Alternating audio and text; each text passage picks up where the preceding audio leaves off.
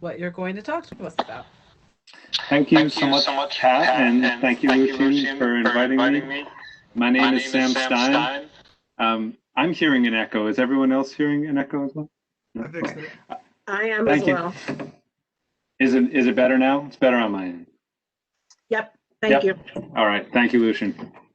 So my name is Sam Stein. I am a housing policy analyst at the Community Service Society of New York. Community Service Society is a 175-year-old organization that does both social service work for low-income New Yorkers, as well as policy advocacy in the realms of housing, employment, criminal justice, healthcare, service delivery, and more. And I work in the housing unit with my colleague, Victor Bach, who hopefully will be joining us soon. Vic focuses primarily on public housing and federal housing policy. I do more work on private housing and New York City and state policy. I'd love to hear what's going on in your district, and I will answer as many questions as I can in the time I have. And for the things I don't know, I'll do my best to find out. So thanks again for inviting me. I look forward to the discussion. Sam, as we're waiting for Victor to join us, you might, if you can, explain to us what 421A is, what 421G is, what J51 is. Is that sure? So all these kind of funny sounding letters and numbers are references to the tax code. Section 421A, Section 421G, Section J51. And they are tax abatement and tax exemption programs for landlords and developers. The 421A program is probably the most broad, 421G the smallest, and J51 less commonly used, but also very important around the city and I believe the state. 421A is a tax abatement for developers where they pay reduced taxes over time in exchange for some degree of affordability. So the apartments are rent stabilized for the duration of the tax abatement or the duration of the tenancy, whichever is longer. And a portion of the apartments are affordable. And depending on the project, that can be what we might call really affordable or less than really affordable. The range for what gets counted as affordable in 421A is quite high at 130% of the area median income. J51 is a program not for developers, but for landlords. And they can get a tax abatement for either renovating a residential apartment or converting a commercial or industrial space into residential. Both of these programs come out of the 70s when the city was in a kind of fiscal crisis and was interested in expanding the housing stock either through those kind of conversions or development. They stuck around for a while and they added this affordability component as a bit of an afterthought. And as a result, they're not terribly efficient affordable housing projects. They cost a lot of money. So 421A costs more than twice the amount the city spends on affordable housing in general for a program that doesn't produce a lot of affordable housing. J51, similarly, it doesn't create income restricted housing, but it puts the housing that gets that abatement into rent stabilization. And that is an important resource in and of itself. 421G, I know less about it. I believe it's a geographically targeted program in your area. And my understanding was that after 9/11, a number of buildings converted from office into residential took this 421G tax abatement. And the apartments were supposed to go into rent stabilization. If memory serves, there were a lot of apartments that should have gone into rent stabilization but didn't, in part because the tenants didn't know that they were in this program and that it was their right. And much of our housing enforcement is tenant initiated. The tenant reports a problem to the state housing agency rather than the state housing agency sort of proactively enforcing. And so if people didn't know they had this right to rent stabilization, it would often lapse. And there were lawsuits around that in the years since. I haven't followed that program as closely. I wouldn't be surprised if folks on this call might even know more about it than I do, but it's one that's in the conversation again after COVID as commercial vacancies are going up, and there's more and more of a conversation about converting commercial space into residential, whether that's office buildings or a hotel.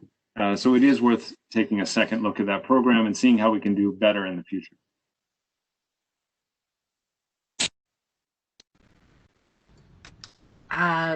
Sorry, my phone is ringing. Does anyone have any questions? Hi. How does 80-20 differ from what you described? Sure. I didn't get 80-20. one. Say it again, please. The question was, how does the 80-20 housing differ from the kinds that I just described? So what I was just describing are, first of all, state programs and their tax abatements. The developer or the landlord pays less in taxes and in exchange creates either some income targeted apartments or rent stabilized apartments. The 80-20 programs, usually that's a reference to city zoning law. And that ratio was 80-20 between the Koch and Bloomberg administrations and expanded a bit, but also became a bit more flexible under de Blasio. So these are inclusionary zoning programs. And rather than being a tax break for developers, this instead gives away development rights, essentially airspace. So in the old system, which I believe was put in place under the Koch administration, but really took off under Bloomberg, it was a voluntary program called a density bonus. So the developer could opt into this. They could build bigger than they would otherwise be able to build in a given location. And in exchange, they would have to set aside 20% of the new building for somewhat affordable apartments, usually around 80% of the area median income, still relatively high, but sometimes lower, sometimes higher. There were other exceptions. Sometimes the projects were built off-site. So they might, build in Lower Manhattan, but put the affordable housing in Brooklyn. And it wasn't widely used. A lot of times developers felt like the zoning gave them enough space to build and they didn't need this extra space and have to deal with the restrictions around income for the affordable section. So it wasn't widely used. The de Blasio program made it mandatory in any residential upzoning or any rezoning that resulted in greater development capacity for residential landlords. And some of those are city initiated. So when the city rezones a neighborhood like they did in East New York, Far Rockaway, East Harlem, Inwood, Jerome Avenue, Bay Street. And sometimes it's developer initiated. So the developer wants to build in a certain place and they go to the city and say, I want you to allow me to build bigger than the zoning allows right now, or I want you to allow me to build a residential building in a zoning that is only commercial or industrial. And when they do that now, they don't really have a choice. They have to opt into this system. There is, however, some flexibility over just how much of the building will be set aside as affordable housing and how affordable that housing will be. In any case, it's a zoning program rather than a tax program. It's a city program rather than a state program, and it doesn't involve rent stabilization so much as income restrictions. Hope that answered the question. Thank you. Sam, is the other name for 80-20 just volunteer for Bloomberg voluntary inclusionary housing? People refer to that, it's synonymous with 80-20? Yeah, that's right. 80-20 was kind of the casual or colloquial name for it. It was officially inclusionary housing, and it was a voluntary program. So when de Blasio did his, it got renamed mandatory inclusionary housing, or MIH. Could I ask a question? I was wondering if there's any budget for this in the city, and has anyone projected the need, given the COVID kinds of problems we have, for this, and what kind of distance is there between the need and the ability to fulfill the need? So the city's budget for affordable housing production, that could be preserving or that could be building something new, I believe it was 1.23 billion last year. There was a round of cuts in the budget this year. I think that agency got something like a 40 or 50% cut. About half of that was then restored. So now we're looking at a 20-25% cut. That's really challenging at a time when more and more people need this affordable housing. And we would argue that we should be looking at revenue raisers, especially at the state level, and we should be looking to federal stimulus and relief to pay for that difference. Because, you know, this is a moment where, yes, it costs a lot to produce affordable housing, but it could cost a lot more not to in the long run, in terms of homeless shelter costs, in terms of people leaving the city because it becomes unaffordable. And so we at CSS are pushing for both a robust federal stimulus and also progressive taxation at the state level to be able to do more in terms of affordable housing at the city level, state and federal. I'm sorry to interrupt. Bob, hold on. Just asking for you to please move her. Yeah, for some reason, I can't make her panic. I'm trying with the button spotlight. I don't know if she's logging in differently, but maybe she's logging again. Try that. Yeah. Okay, I'm sure she heard.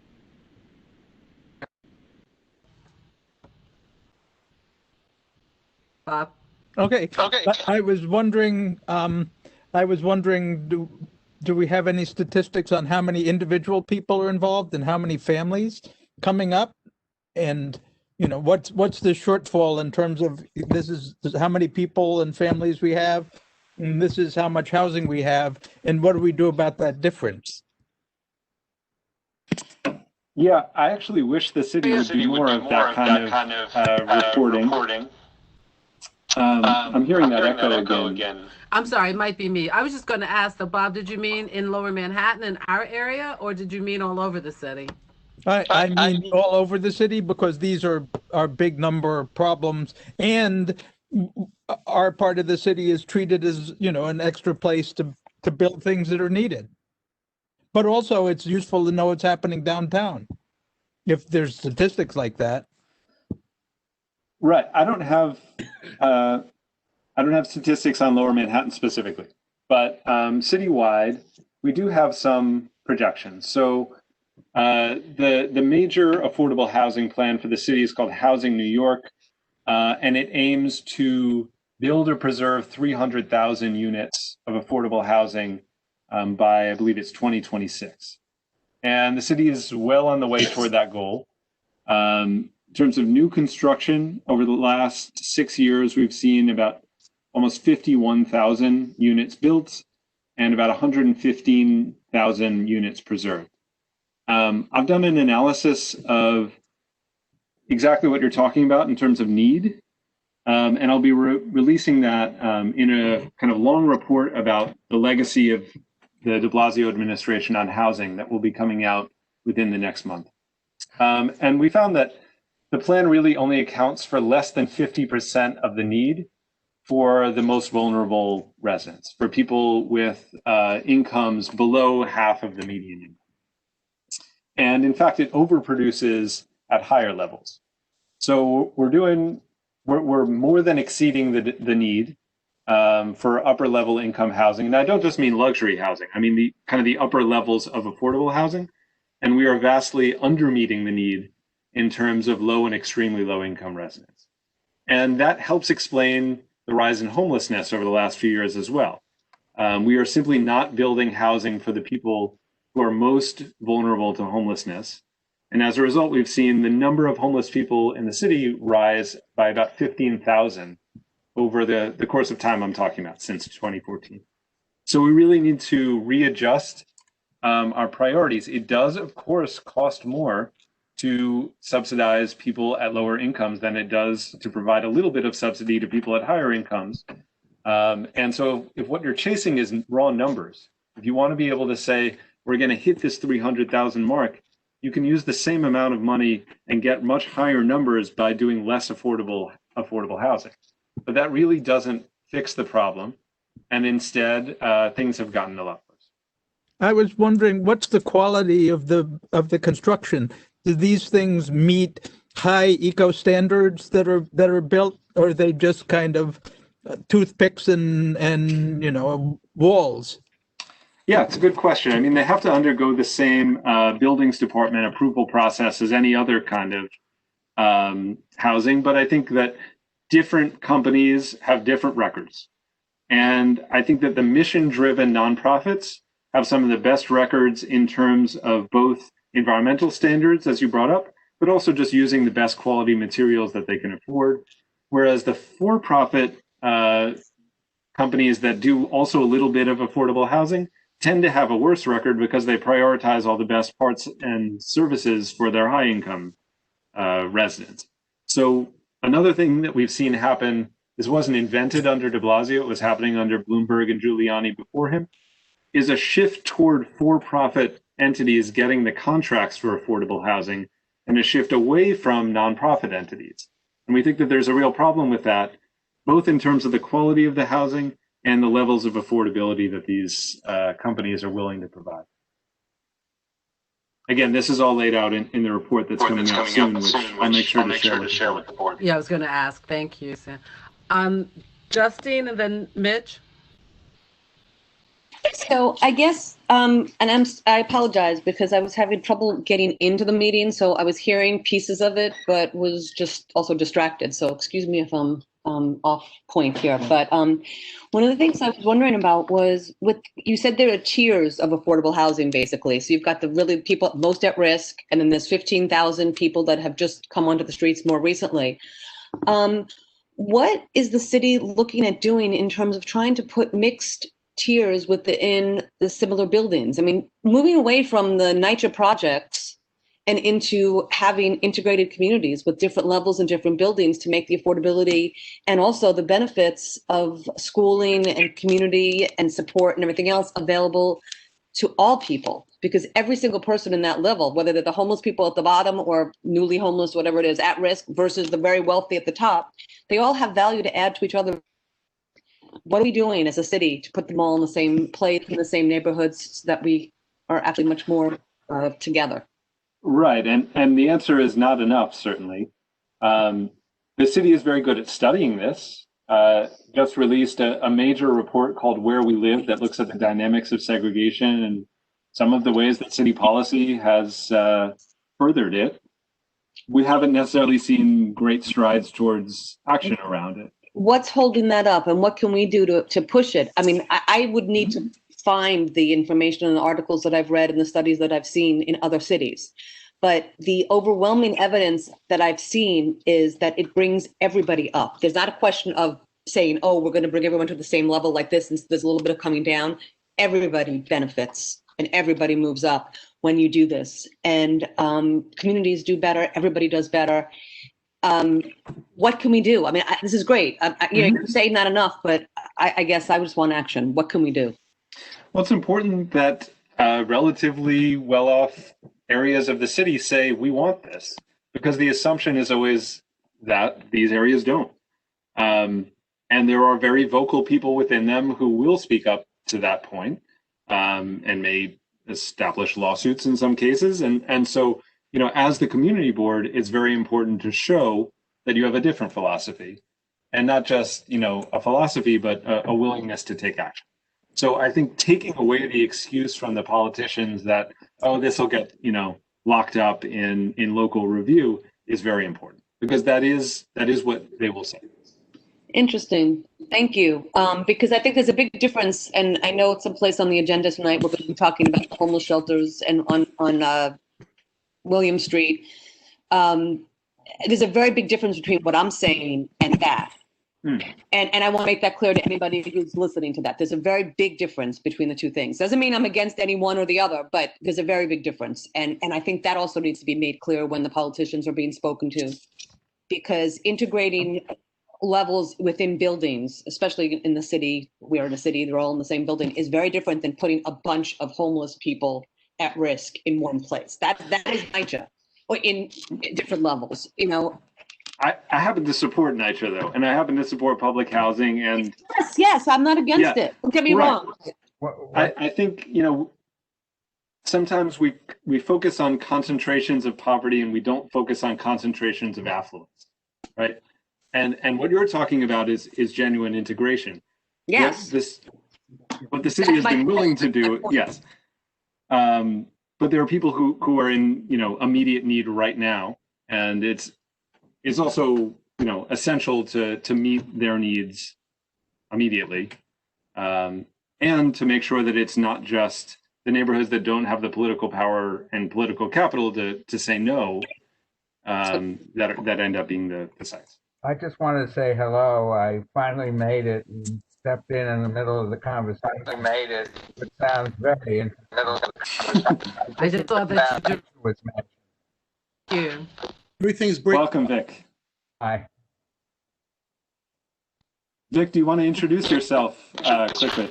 I'm Vic. I'm Vic Bach, with Community Service Society, and as Sam has probably told you, our major emphasis is on preserving affordable housing, and that includes rent-regulated housing, public housing, and subsidized housing of any variety, Mitchell-Lama and the like.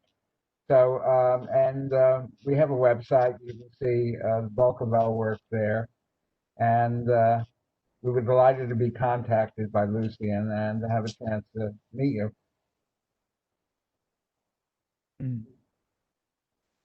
Do you want to add? We're talking about different types of Day 51, 80/20. So if there's anything you want to add, please go ahead. The alphabet soup? No, I'll cue into the conversation wherever you are. Question. If there's one thing that I could just put on the table for Vic and Sam Stein to weigh in on, there's been an idea that has surfaced a couple times in CB1, and most also recently in a large report that was put together by a host of housing-related organizations for ideas on affordability, and that is converting hotels to residential units.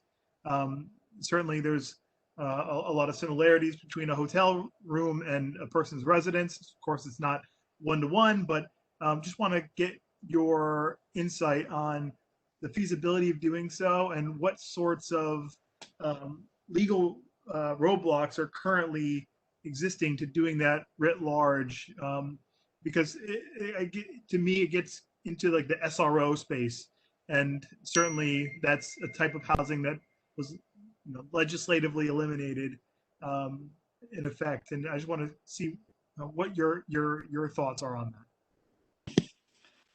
Yeah, thanks for bringing that up. And for those who don't know, SRO stands for single room occupancy. So there is a lot of talk about converting hotel rooms. There's also now talk about converting office space, as both of those markets are going through a pretty severe contraction. I was just looking at some figures today. It looks like we don't have sale prices for hotels, which is an important question. How much would it cost to buy them? But that's because nobody is buying hotels right now in New York City. But we do know that their their level of revenue is down about 71%. So the sales price should come down significantly, which we think could be a major opportunity for acquisition for nonprofit running as housing for those who need it. And that could be a range of incomes and a range of housing types. It may involve combining rooms together. It may involve changing some of the statutory regulations around single room occupancy to allow those to be in place. It may be a mix of supportive housing, which is housing typically for formerly homeless folks that includes on-site services, a mix of supportive housing with traditional affordable housing. Most likely it's going to be geared towards small households, just because a hotel is configured in the way that it is, but hotels with suites might be more easy to convert into family-sized dwellings. There's also the possibility that hotels with large kitchen and dining areas could serve as supportive housing and not need that kind of regulatory change. Office buildings, of course, offer larger floor plans and might be more suitable for larger households that may be living in very cramped conditions. As some may know, there is a kind of crisis of overcrowding in the basements of single-family homes that have been converted into apartments in the outer boroughs. I could see that as a resource that's opening up. There may be zoning changes that need to happen, but not necessarily. A lot of hotels, especially in Manhattan, are in areas with residential overlays.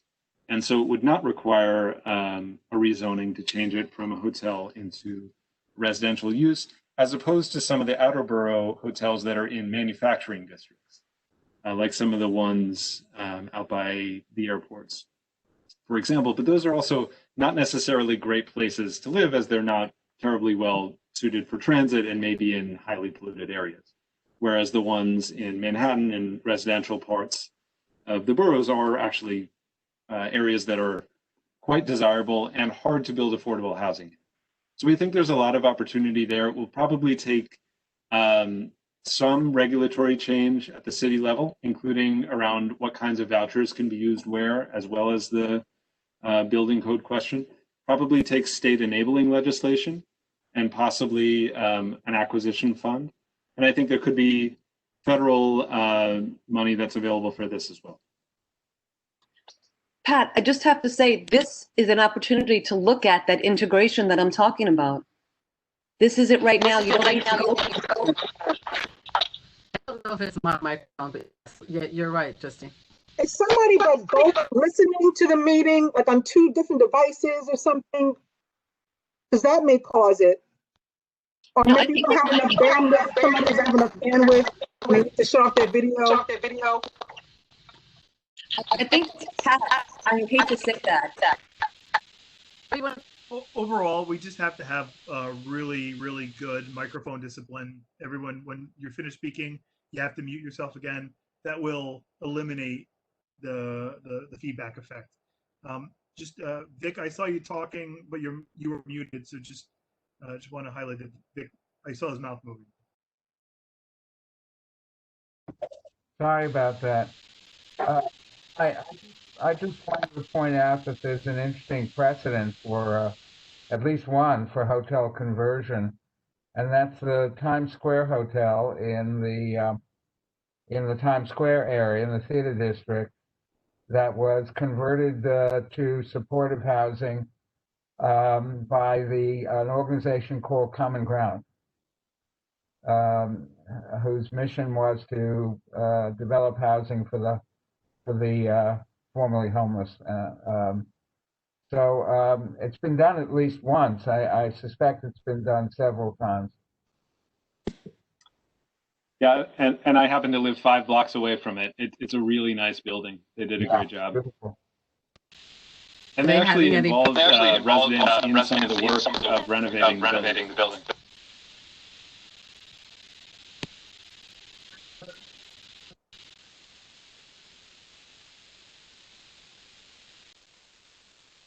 From the community? Good question. I wasn't there at the time of the development. I think it helped that it was in a commercial area. Vic, do you recall? I don't remember any kind of pushback, but I wasn't that close to it, frankly. And I suspect it was ironed out with the community board well in advance. And as Sam said, it is largely a commercial district, and the Times Square Hotel is right in the heart of the theater row and so on. And then Mariana?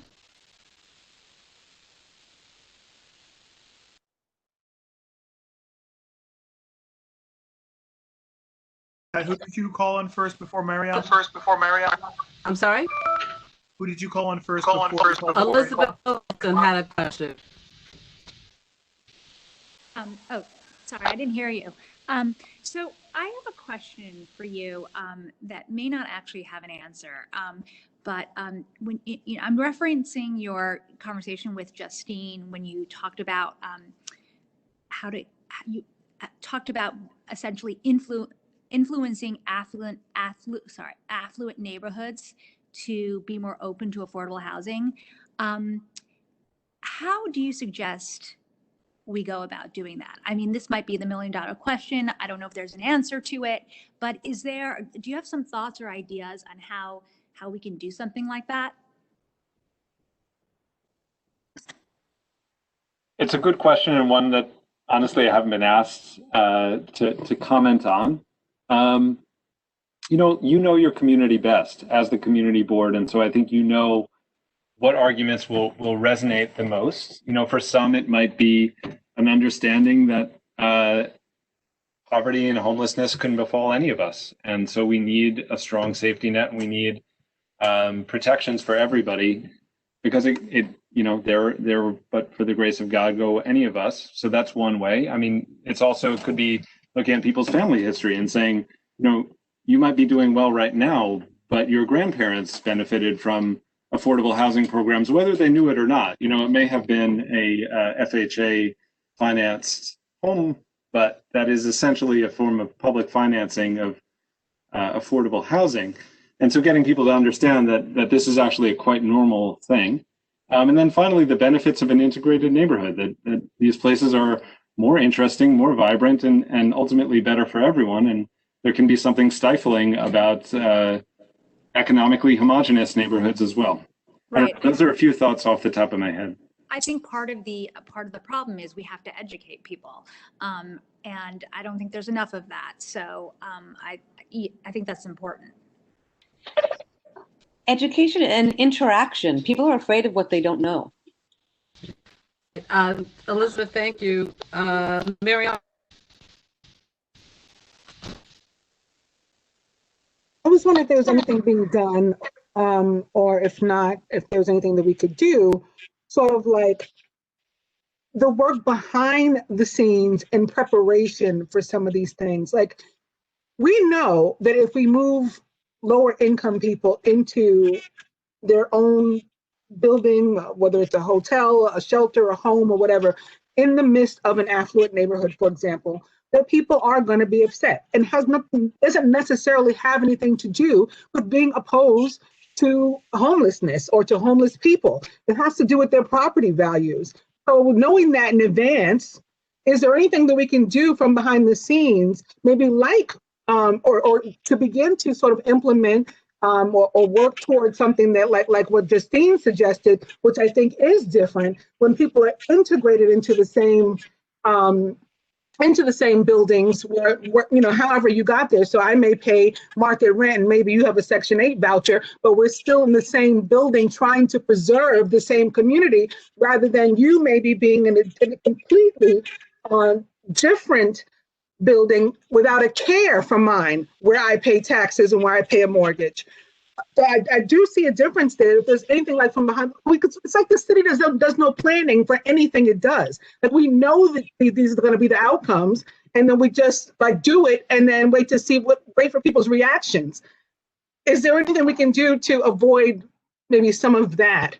As far as conversions, I'm all for them. There was some really nice ones from like schools and things in Harlem. Back when I was like 20, a couple times I almost bought or moved into, rented or whatever. And another problem is I think these false numerations that we attribute to properties. Sometimes something it does, it's an inflated value. It's not a realistic value. So if you're trying to rent somebody a place and it's a $4,000 square foot box, then that's why they can't afford it. It's not, that's why it's not affordable. I mean, this is how we put working people on the street, because there's not a place for them to live either, because these places are so overvalued in a lot of cases. So I just think that I'm just hoping maybe that there is some sort of place, and if there's not, that maybe we can help to create one, or we could be that place that from the behind the scenes tries to be like the proactive voice or entity, action takers, rather than waiting for what we know will be the inevitable response to some of these things that have been tried over and over again that don't work. Well, there is good research that shows that Trump was raising fears about Section 8 vouchers coming into the suburbs, and he would see to it that they didn't. But there is good research to show that where Section 8 has been introduced, particularly in more affluent suburban areas, that there hasn't been a negative impact on property values. I suspect part of that is the balance of the community. Exactly.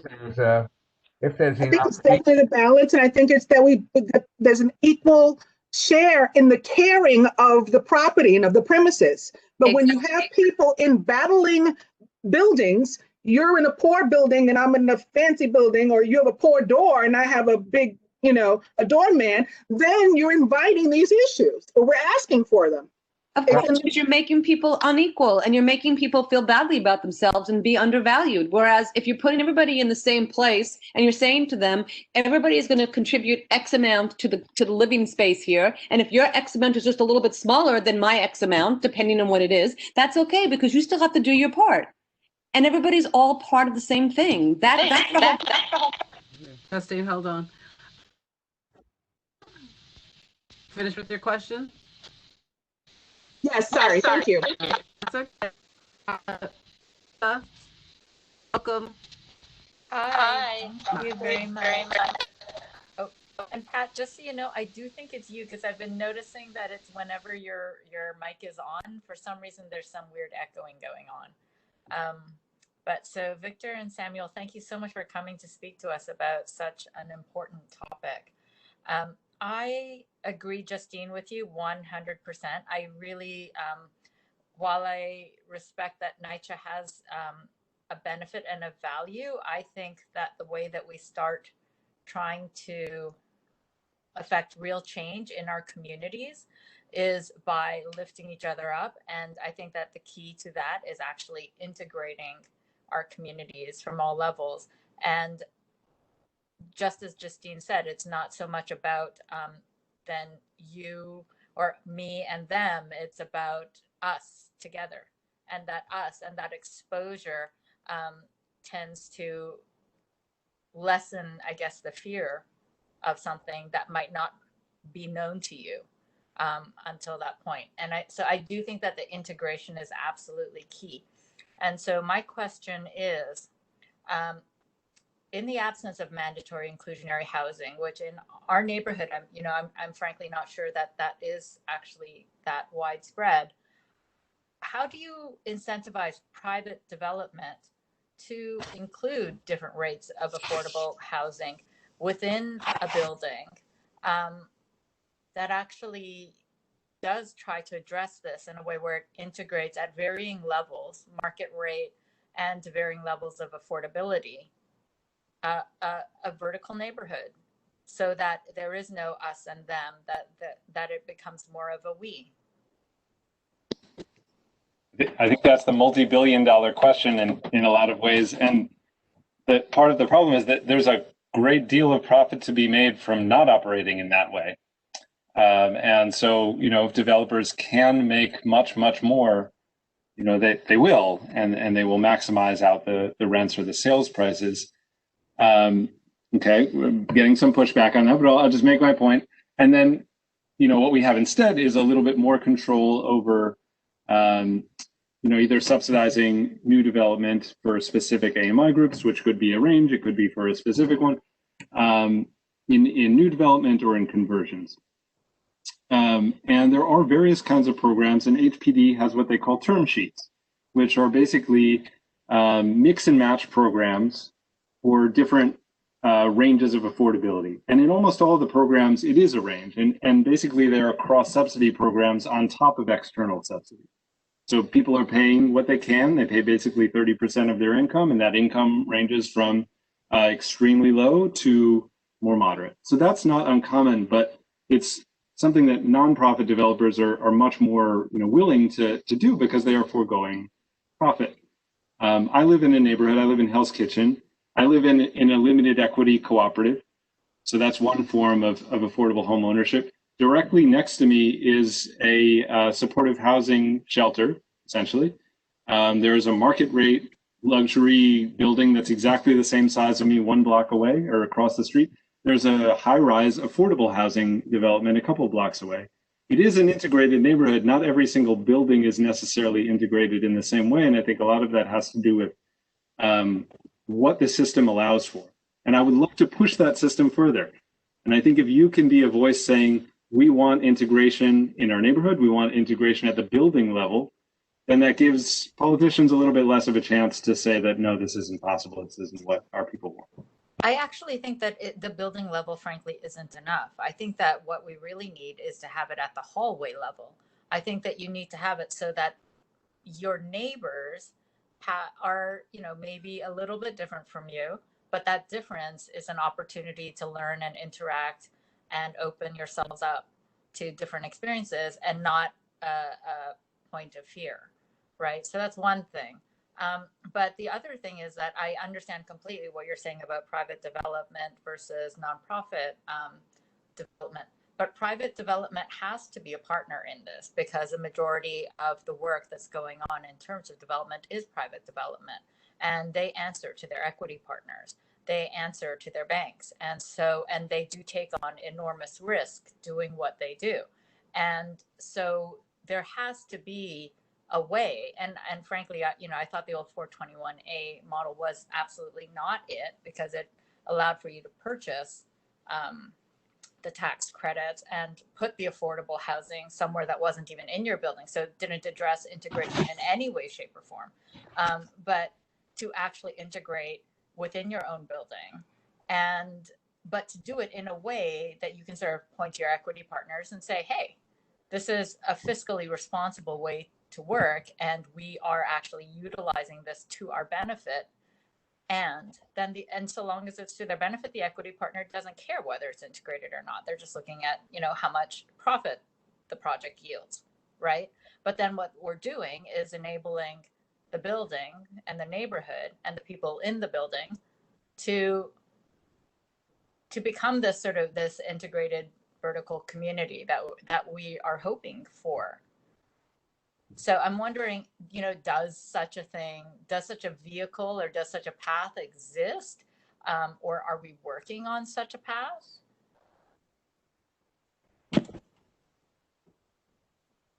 I think the best way to answer that question is now is a very good time for a couple reasons, both because the economics of the property market are shifting a bit, which might create more opportunity for this. And then also because there's a tremendous number of offices up for election in the coming year. And CSS is a nonpartisan organization, so I'm certainly not going to favor any candidates over the other. But I will say that now is a good time to get issues onto their agendas. And so if you have a vision that you think would work in your community district that could create some of these vertical neighborhoods, as you're saying, now would be a great time to express that vision in terms of getting it onto the agenda of folks who may in the future have a say. You study this. Do you have any ideas you could offer us since this is your bailiwick?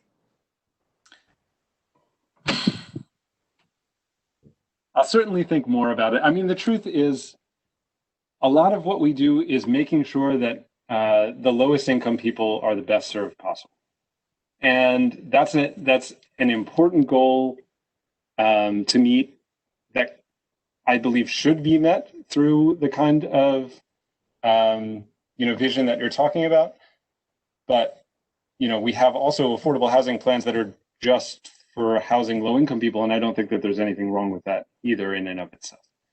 So I will say that I don't necessarily have an answer for how to create this at a larger scale. Vic, do you have any thoughts? Just muted yourself. Could you unmute? Sorry. I was thinking about the European version of social housing, which is much more numerous in, for instance, most European countries. And it involves a huge mix of incomes from very low to relatively high. And because it has such a large constituency, it almost assures the continuity of the social housing in those countries. Elected people would be very reluctant to terminate any of the subsidies or terminate any of those programs. Here we have a different history. For instance, public housing, when it was enacted in 1937, because of the role of the real estate industry, was restricted to very, very low income people, which of course is one of the things that promoted concentrated poverty in the public housing developments. So we have a very different history. If the federal government, for instance, gets back in the business of providing capital for affordable housing, I think I would certainly welcome a kind of social housing policy that was far more inclusive in terms of income levels and the like, and that promoted more diverse housing across a range of income bands. But right now we don't have it. Our subsidized housing is by and large, at least from the federal perspective, is targeted by income level, and so we don't get anywhere near that model of social housing. But that's I think one direction we might try to move in nationally. It also means that when, as Sam was indicating, when you have a broader income mix, you have an internal cross subsidy that makes it cheaper to develop the affordable component and helps carry it along. That's why New York City's mandatory inclusionary housing has these recipes, these term sheets for spreading the occupancy across income bands. But we're far away from, unfortunately, from the European version of social housing. But I think that's the direction we need to move in. And also we need to get at issues of community discrimination, obstacles to more diverse development. And I don't know offhand of any models in New York of communities that have risen to the occasion of pressing for developers to develop more inclusionary housing. I think that would be an interesting precedent to sort of come about. But that's my sense of it. It's a difficult question to answer in any direct way. Much. Okay, that's great, thanks. Bob, did you have a question? If not, would you ever put your hand down, because I'd like to start calling on public. Pat, I have a question. I just wanted to go just another kind of question that I think is importantly related. Mitch, did you have a question? You know, a long time ago, but now I have 3 questions and 2 suggestions. Okay, sorry. I'll let Bob finish. Let Bob finish first. Okay, Bob and then Mitch. Okay, so what I was going to... It's still breaking up a little, Pat. I just wanted to say that one of the concerns I have is that the price of lodging is only one part of the extreme expense of living in New York. And so if you're trying to raise a family here, trying to even take them to McDonald's is very expensive. The cost of living in part of Manhattan was possible when I was still working, but now I'm not working. And so the difference between working and not working has made what was a much more pleasant life more difficult and more of a stretch. And so that's me, and I'm in pretty good shape. if we move populations in here that don't have significant income, I don't know how the balancing act works on how they afford to pay for food in some of the most expensive restaurants in the city. Guess they eat in. Yeah, but they have to buy the groceries. I mean, I Yeah. buy groceries here, and they're not. It's Well, we're up to $4 for one mango. It's that's the reason for food stamps or income support. It's an essential question: is how do we help low-income households afford to live? And But we I have mean, to if we're talking about equality, then if I have to use that and somebody's using $100 bills, it's a real difference at the food store. You function. I would leave it up to households to decide where they prefer to live, and let them make those judgments, even if they end up in neighborhoods that are that are so expensive that it's difficult to go to local restaurants and the like. We can also, Go ahead, Sam. just going to say, we can also do more about commercial rents. Some of the reason why some of the costs are so high is because the commercial rents are impossibly high. And so maybe, some of this is thinking about ways to break that pattern of sky high retail rents. Also, if there is a larger proportion of lower income people, there might then be a market for a cheaper grocery store than there was before when it was an exclusively high income neighborhood. It's only possible if the rents are low enough to support that. That's a possibility. No, I really am in favor of the idea of supporting small scale businesses and trying to have them serve a wider community rather than just very high end kind of retail, which is a lot of what we have down here. There's also an enormous value to the things that this community board has worked on for, forever, which is the level of education in our public school system, or the safety of our neighborhoods, or the public parks that we have access to. And these things don't cost anything, and yet they enormously affect, our quality of life. And it's what we've worked really hard for and continue to work for.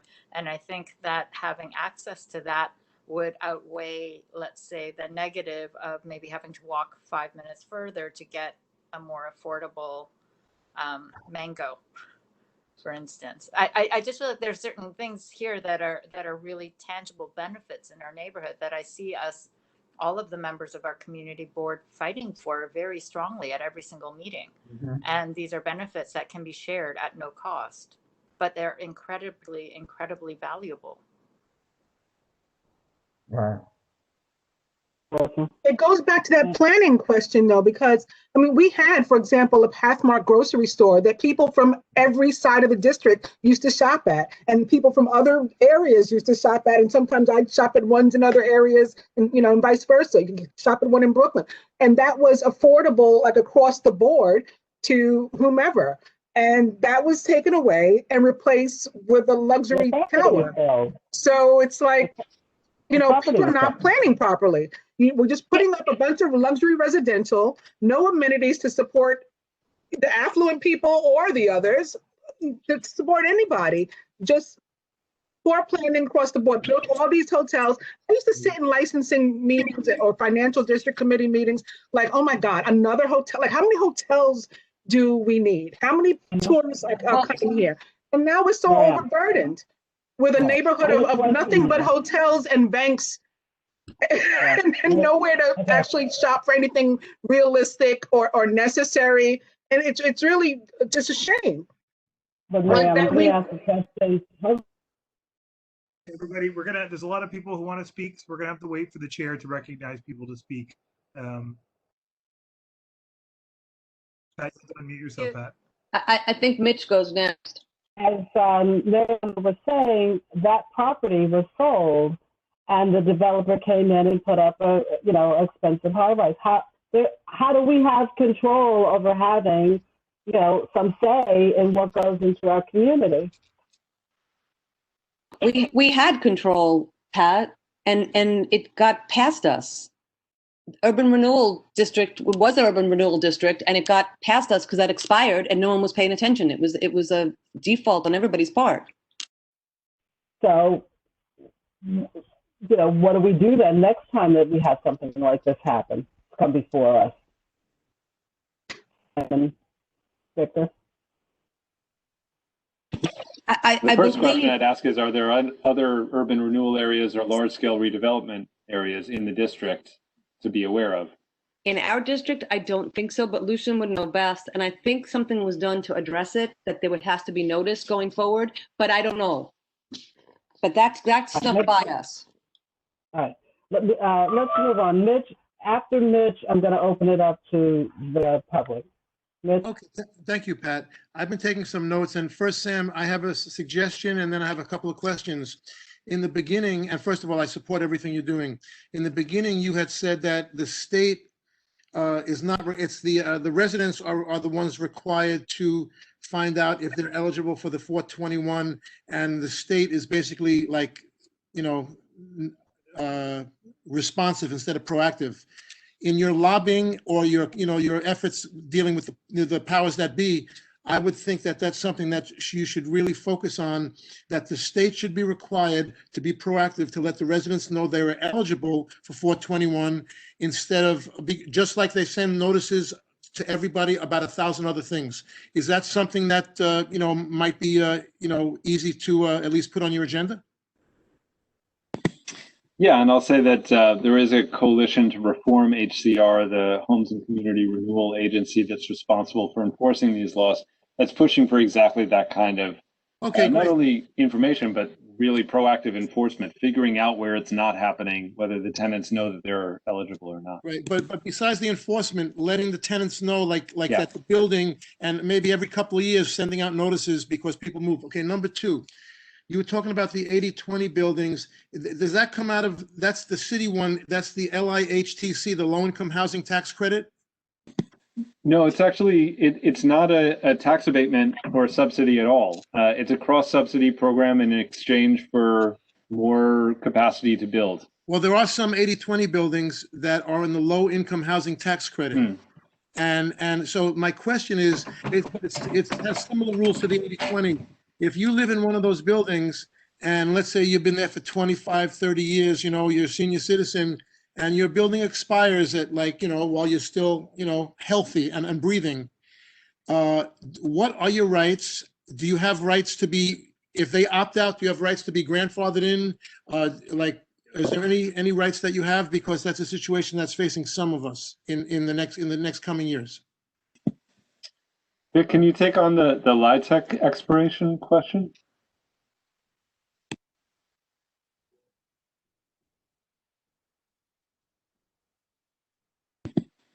Vic, you're muted, unfortunately. Right, and then after he answers, I have a suggestion about that. I'm not sure how to answer that, and we're on the brink of a number of LIHTC expirations. I'm not quite sure how we're handling it. I'd have to check that. So then a suggestion is, one of the benefits that these developers get is millions and millions of dollars in tax abatements, and you can imagine how much it grows because they reinvest those tax abatements. I've brought this up ad nauseum over the course of the few years I've been on the board. And my theory is that it's too easy just to opt out, that they've got benefits, which they deserve, but then those benefits have been invested, like smart people that they are, to create millions and millions and millions and millions of dollars more over the 20, 30 years. So there should be some type of, I don't say penalty, but if they opt out, then there should be some type of, technical penalty because of all the income that they've made on top of the tax benefits through the investment. Or if there can be an extra, like if they want to renew the program for another 25, 30, 40 years, then they should have even more, an extra benefit than what the original one was. Like whatever the tax benefit they got, because we're talking about aging in place and all those things. So there has to be some incentive to allow people to stay in place if they decide to opt out, or make it easier to opt in. So that's one suggestion. The other thing is, you were talking about the 30% of your income in a lot of these projects.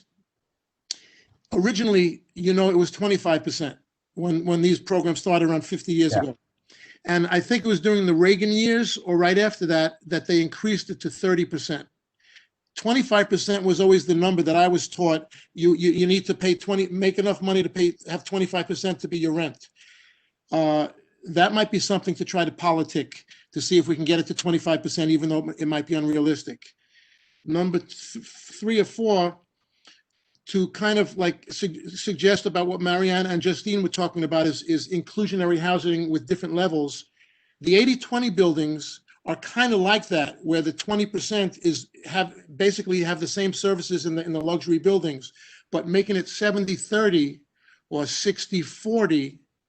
It's not perfect, but increasing the percentage, the diversity is there. So that's something that that might be something to focus on. And then one more thing, the levels of affordability. I was looking at some of these graphs like that Lucian had sent out, and what is considered affordable or moderately affordable is not affordable to most low income or working people. So, when they say, well, moderately affordable, your income is like, $80,000 a year, and you could pay $2,000 or $3,000 a month in rent. I don't see that. So I would hope that those were some of the things that you guys can address. Well, I think by and large we agree with you. Affordable really is another word for below market in most development situations. Doesn't mean necessarily it's getting to the people who really need it most. I mean, affordable, like market rate in some of these buildings is $5,000-$6,000 a month. So if now they say, well, you only have to pay $3,800 a month, that doesn't make it affordable. Well, it's affordable to someone who has the income to pay $3,800 a month, and who qualifies by way of the income band. But that's an existential question.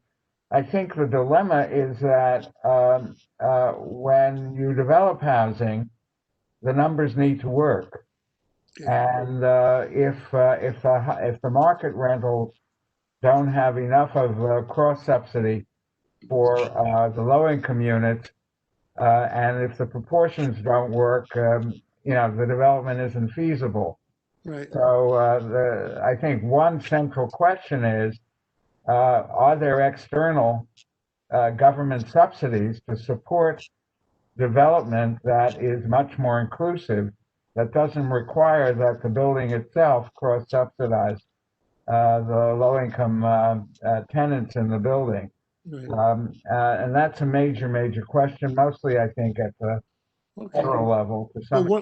One of the things, so if you guys, just in closing, if you guys can really put some lobbying efforts into, like when the programs are opting out after 25, 30 years, like the low-income housing tax credit or the other programs that Sam has mentioned, where especially if you're a senior and, you could at least be guaranteed, not, grandfathered in, even if they opt out of the program. So I would really love if you guys can keep that high on your list of your lobbying efforts. Sure, and we work very closely with a number of Washington advocacy organizations that have developed a front on those issues. So we'll continue fighting with them. Thank you. But it ain't easy, and certainly under Trump, it was really swimming against the stream. And what's the name of your organization? Community Service Society. Thank you. Thanks, Pat. We have a website you might be interested in scanning. Okay. Yeah, Mitch will send all that out, okay? Thank you. In the meantime, Lucian, thank you. Lucian, do you want to open it up to the public? Sure. I'll go in order from the top of the hand raises to the bottom. The first hand raise we have is from Keja Germani. I'm unmuting you now. Hi, can you hear me? Yes, yes, we can. Right. So I've been listening in, and I'm new to your community board meetings and to the way they go. So I'm just trying to catch the drift of the conversation here. So are you essentially saying that basically you want people who can't afford anything, who live on food stamps, to be able to live on Park Avenue because that's what's fair? Am I missing something? That's question number one. And question number two to Rosa Chang is, how does she reconcile her proposals for vertical integration, what she called it, with the condo buildings management? I mean, condo buildings have so much autonomy about whether they even allow Airbnb or renting, subletting, all sorts of various restrictions. How are you going to go by existing laws on the books to force your own agenda on how people should be integrated at the hallway level? Should we do it on the household level, maybe? Maybe try spousal swapping for a while? That might be the next frontier. May I answer?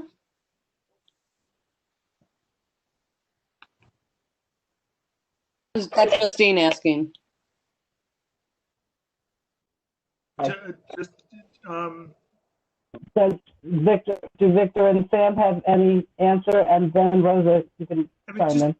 just want to set the table a bit. It sounds like, if you could clarify, Kedja, that it sounds like you're saying that condos or co-ops would have affordable housing placed in it, not at their choice. And I think that this is a conversation about the development of affordable housing through a variety of different programs moving forward. That's the sense that I'm getting. Is that right, Victor and Sam? That everything we've talked about is kind of no co-ops or condos ever get affordable housing. No property owners lose their home for an affordable housing unit in a co-op or condo, right? That has not been the way we've done affordable housing in this country. No, the speaker had some interesting proposals, but no, we're talking about new development, and we're talking about you know, the way we structure our tax, our property taxes. I'm sorry. But you're talking about rental buildings, not owned buildings. Right. I mean, we can talk about owned buildings, right? There can be affordable cooperatives. And in fact, the Mitchell-Lama program was a pretty successful version of that. And I believe there were at least one development in this district.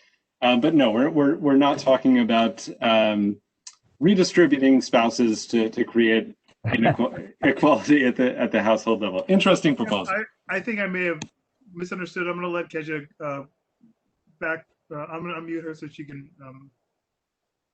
clarify. Well, I had to, first of all, thank you. It's Kada, although I respond to all variations of my first name, of course. Going back to the first question, though, is you are saying basically whether I work or I don't work, whether I pay my taxes or I don't pay my taxes, I should have the same outcome. I should be able to live in the same building, have to be forced to live in the same building with others who don't, and I have to pay for that. They're living there the same on the same floor as me, and this should be mandated by you because you have that right to make that choice for me where I live, where I congregate. The condo has the right to do it. And who's going to pay for this? Who's going to pay for all this? Am I going to pay for this? Are you going to pay for this? Who's going to pay for this? The tax dollars are fleeing the city as we speak. Who's going to pay for all these beautiful projects? Please let me speak. Go ahead. I'm not sure who's controlling the agenda. No. I'm asking if I could respond. I'm not going to do it out of turn. Here, Sam and Victor have anything else they want to say? Well, I just want to.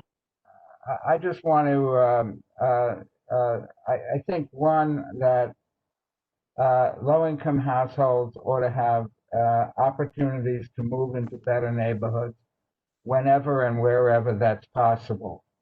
And I think as a city, as a community, we ought to be providing those opportunities. Those are schools, questions of jobs, Not every low-income household wants to move to Park Avenue, but I think there ought to be more opportunities in better off neighborhoods. Secondly, I think if we talk about who's supporting who, um, uh, uh, if we look at homeowner income tax and property tax deductions, those deductions amount to 3 times HUD's budget for affordable housing. Homeowners are very heavily subsidized in our country. So when we think about fairness in terms of government support for housing, the winners are those of us who are homeowners, and the losers are renters, particularly low-income renters. And those have also, racial and ethnic dimensions as well, because relatively small numbers of households of color own their homes. So we live in a very unfair country, a very unfair society, and the question is whether in small or large ways we can make it fairer. And I think that's the issue, and that's of course one of the things we're pressing for. And did Rosa want to respond in any way? Absolutely. Although I don't think I can do it as wonderfully articulately as Victor just did. So I'll just stumble along, if I may, in my own way. So to answer your question regarding the condominium, and I believe I recognize your name. The condominium is set up by its own rules, and it has had those rules since before my time. I happen to be a condo board president. I believe we are in the same building, and that is where these questions are coming from. And those rules are not subject to change by me by virtue of being the president, nor will they ever be by any president of the condo board. Any changes to, legally speaking, to the rules of how our building is run must be voted upon by the entirety, well, not the entirety. We need to have quorum. We have never in our building's history ever had quorum. I doubt we will ever have quorum. So essentially the rules of the building will not change. Condominium units are owned separately by their individual owners, and how they choose to sell their condos or rent their condos is up to those individuals. It is not up to us as a building, and it is not up to us as neighbors. So I believe that answers your question. The views that I am airing out on this community board is as a member of the community. These are my personal views. They are not the views of our building. They are my views. And I do strongly believe in integrated housing. I do believe that people are born into different circumstances and that is not fair. I feel that there's a lot of unfairness both in our city and in this country, and that providing some form of access to the services that we have worked hard for to establish in this community. To me, that doesn't take away from you, and it doesn't take away from your family. What it does is it provides a window into sharing an experience and sharing a perspective that perhaps you haven't shared before. I don't think that by virtue of being homeless, that means that somebody is less of a human being. And I think that they deserve a fair shot. I understand where a lot of your concern is coming from. I believe that it was instigated, as a lot of fear was, by the homeless shelter proposal at 52 William, which has caused a lot of our neighborhood to organize. And that is such a complicated issue. And I have spoken on this issue in the past. Wow, I hesitate, but I'm just gonna say that I think that is a separate issue from the issue that we are discussing now, because right now we are talking about trying to help our neighbors. And I think that that issue, the reason why I actually spoke out against the homeless shelter and the reason why I'm speaking for integrated housing is that I believe that there is a benefit to sharing access to opportunities and information and ideas. And that is different from, let's say, taking 235 homeless men who have, and you know, I hate to say this, but substance abuse issues and mental health issues, which are both of those are of concern to me, and putting them all into one building and essentially segregating them there. I believe that that is a dangerous situation. And I don't think that what we are talking about here is a dangerous situation. I think it's an opportunity to lift up your neighbor. And I think that that has merit. That is my personal opinion. I am not suggesting that our building suddenly become a homeless shelter. I am not suggesting that we suddenly, I personally, you know, just change all the rules. That's not allowed. That's not going to happen, like, ever. So if that's your specific concern, then that's my answer to it. Thanks, And Rosie. I'm sorry it's not as articulate as what It Victor was said. very articulate. But I also wanted to add something. You know, there are a lot of people who have grown up in this community, and when they become adults, they can no longer, they've grown up with their parents in their home in this community, and when they become adults, they can no longer afford to live in the community that they have grown up in. And so that is a consideration. That's something that we would love to make it so that the next generation could stay. And so, and as we age, that we could afford to age in place. I just wanted to add my 2 cents. All right, I would like to end this conversation at 7:30. So, Lucia, do we have some more public members who would like to speak? Yes, Elvira Scotto, you're on the air. Oh, hey, thank you so much for taking my question. I just wanted to go back to, I know that someone earlier talked about all the hotels and why we have those. I mean, clearly pre-pandemic, I mean, clearly that's to house the tourists that bring in billions of dollars of revenues into the city. And then that brings in tax dollars that can help the community. So I'm actually okay with having hotels. My question just goes back again. It's a basic and simple question. How do we pay for all of this that you're talking about when the very wealthy are leaving the city? You saw that, several of the investment banks and asset management firms are relocating to lower tax jurisdictions like Florida. I mean, people are leaving the city partially because of taxes. Progressive taxes only work if you have wealthy people, but people are leaving the city. So can you help me understand how you propose, or how we could pay for all of this? And if you say taxes, I just don't think that's going to work. Thank you. Thank you. Okay, the next person we have is Taylor Banning.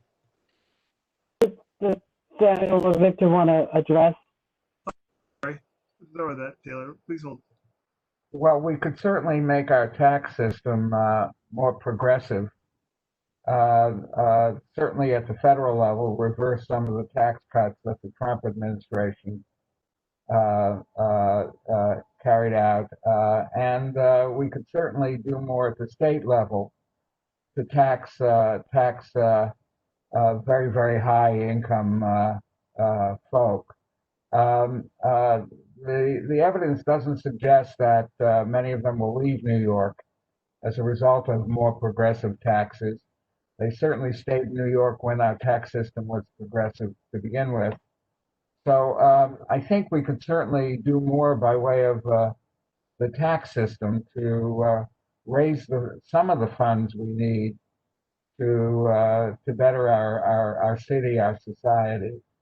I wouldn't rule that out, although the pandemic obviously is causing major problems that we have to wrestle with. Thank you. Thank you. Sorry about that, Elvira. Taylor, you're unmuted. Hi, good evening. My name is Taylor and I live in Battery Park City. And I'm in my 20s. And actually, my first comment speaks to something Pat has just said.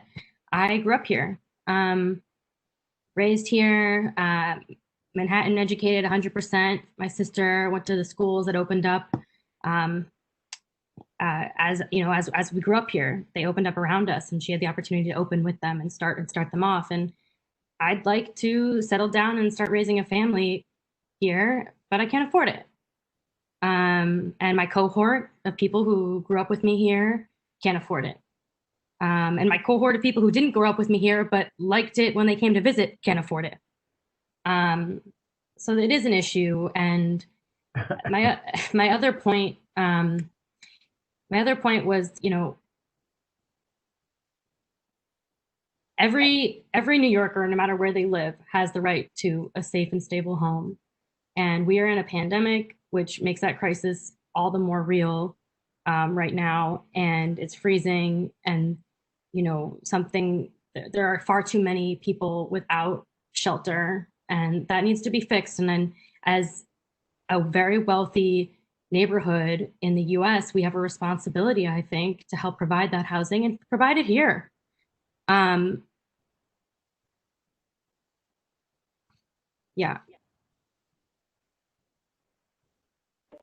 Thank you, Taylor. I just wanted to briefly say that you grew up in Battery Park City. Originally, Battery Park City was intended as a mixed income community. When finally the decision was made to make it a high-end commercial and residential community, the agreement was that if Battery Park City ever threw off any excess revenues, those revenues would be used to go into affordable housing across the city. And that promise was really never fulfilled. No, you do know that Battery Park City at this point in time is throwing off over 300 million in excess revenue a year to the city, and it goes to these special funds they created, but never to affordable housing. The city's general revenue, right? And yet, someone like me doesn't. Yeah. Right. Yeah. All right. Well, thank you, everyone. Victor and Sam, thank you. This has been a wonderful, wonderful conversation. I think we have a question that we wanted to see if you could get back to us. It was Mitch's question that if developers opt out of the programs that they opted into to get tax abatements, do tenants have the right to be grandfathered in or to get some sort of benefit? So you might, if you could, think about that and see if you could get back to us with any answer, if there is an answer. Will I'd do. appreciate it. Yes. Thanks for inviting us. And don't forget to send us, you had a report you're going to release. Yes. We'd love to see that. And we would love to ask you if we can invite you back another time, and if we can send questions if we have them. Would you be open to that? Of course. It was great meeting you, and I'm sorry to be late. I'm struggling. No, it's fine. Hey, listen, I'm having computer difficulty. Well, thank you. Happy holidays. Stay safe. And You too. we will see you in the new year. Great. Good evening. Thank you. Great. Thank you. Right, Pat. The next item is 105 Washington Street, I believe. I am going to be moving everybody who is representing CUCS and DHS over to the panelist section now. So just bear with me for a moment, everyone. Am I still throwing feedback out to you guys? Better? Okay. It's better. My headphones.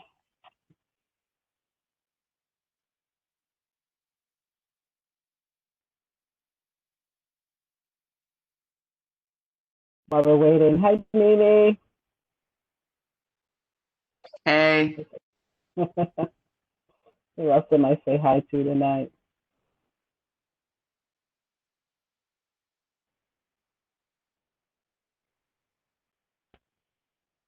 Now, I am going to let the committee know that last night I had a wonderful discussion with the representatives of CUCS, which you are going to speak to now. They're going to do their presentation. And I was very pleased by a lot of what I heard. I'm sure you will be also. So good evening, welcome. Is it Joe and Douglas and Abby? And Matt? And Leilani all here? Yeah, I just want to. Good evening. Hello, everyone. This is just a PSA for everyone who's joining us, especially those who are in the attendees. The chat goes directly to me. No one else sees the questions. It's a very inefficient way to have your comment heard. The best way would be to raise your hand and make it publicly, because then we have it in the record.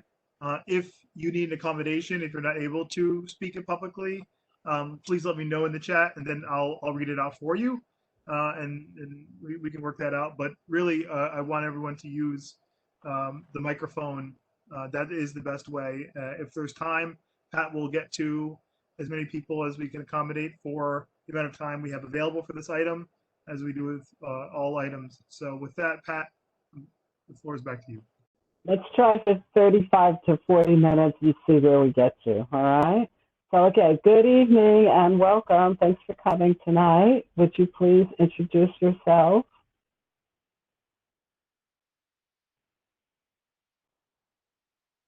Everybody's got to unmute.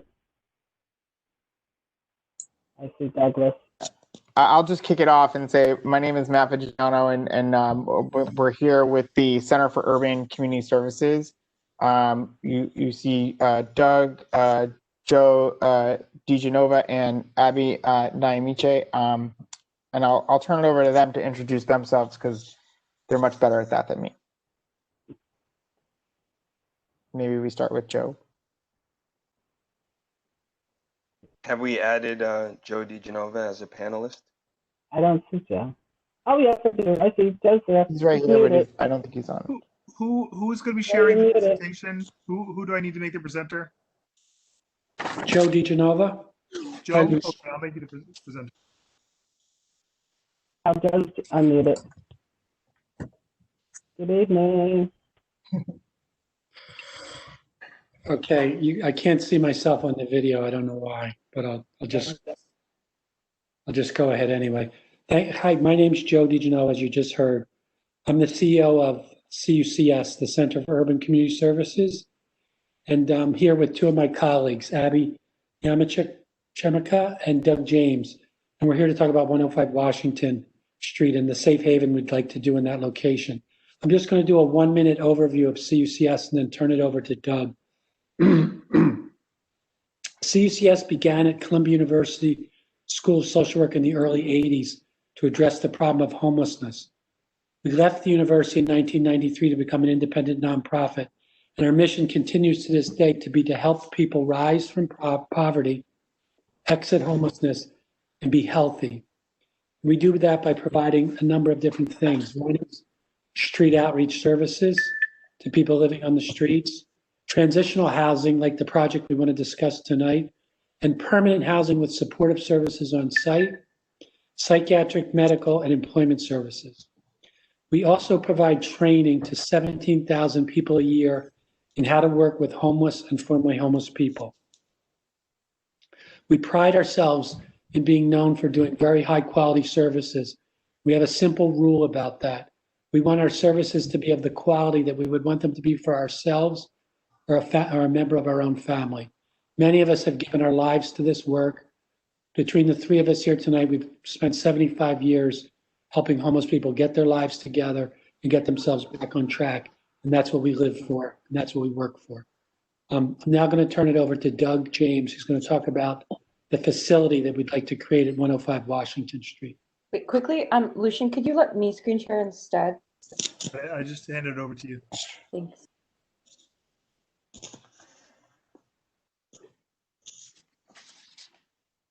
Good evening, all. Thanks for having us. I'm Doug James. I'm the Chief Operating Officer for CUCS. We first appeared before Community Board 1 and this committee a few years ago to talk about this very same address. At the time, we operated a women's mental health shelter at 350 Lafayette in Community Board 2. The building was sold to a new owner, and our lease was not going to be renewed.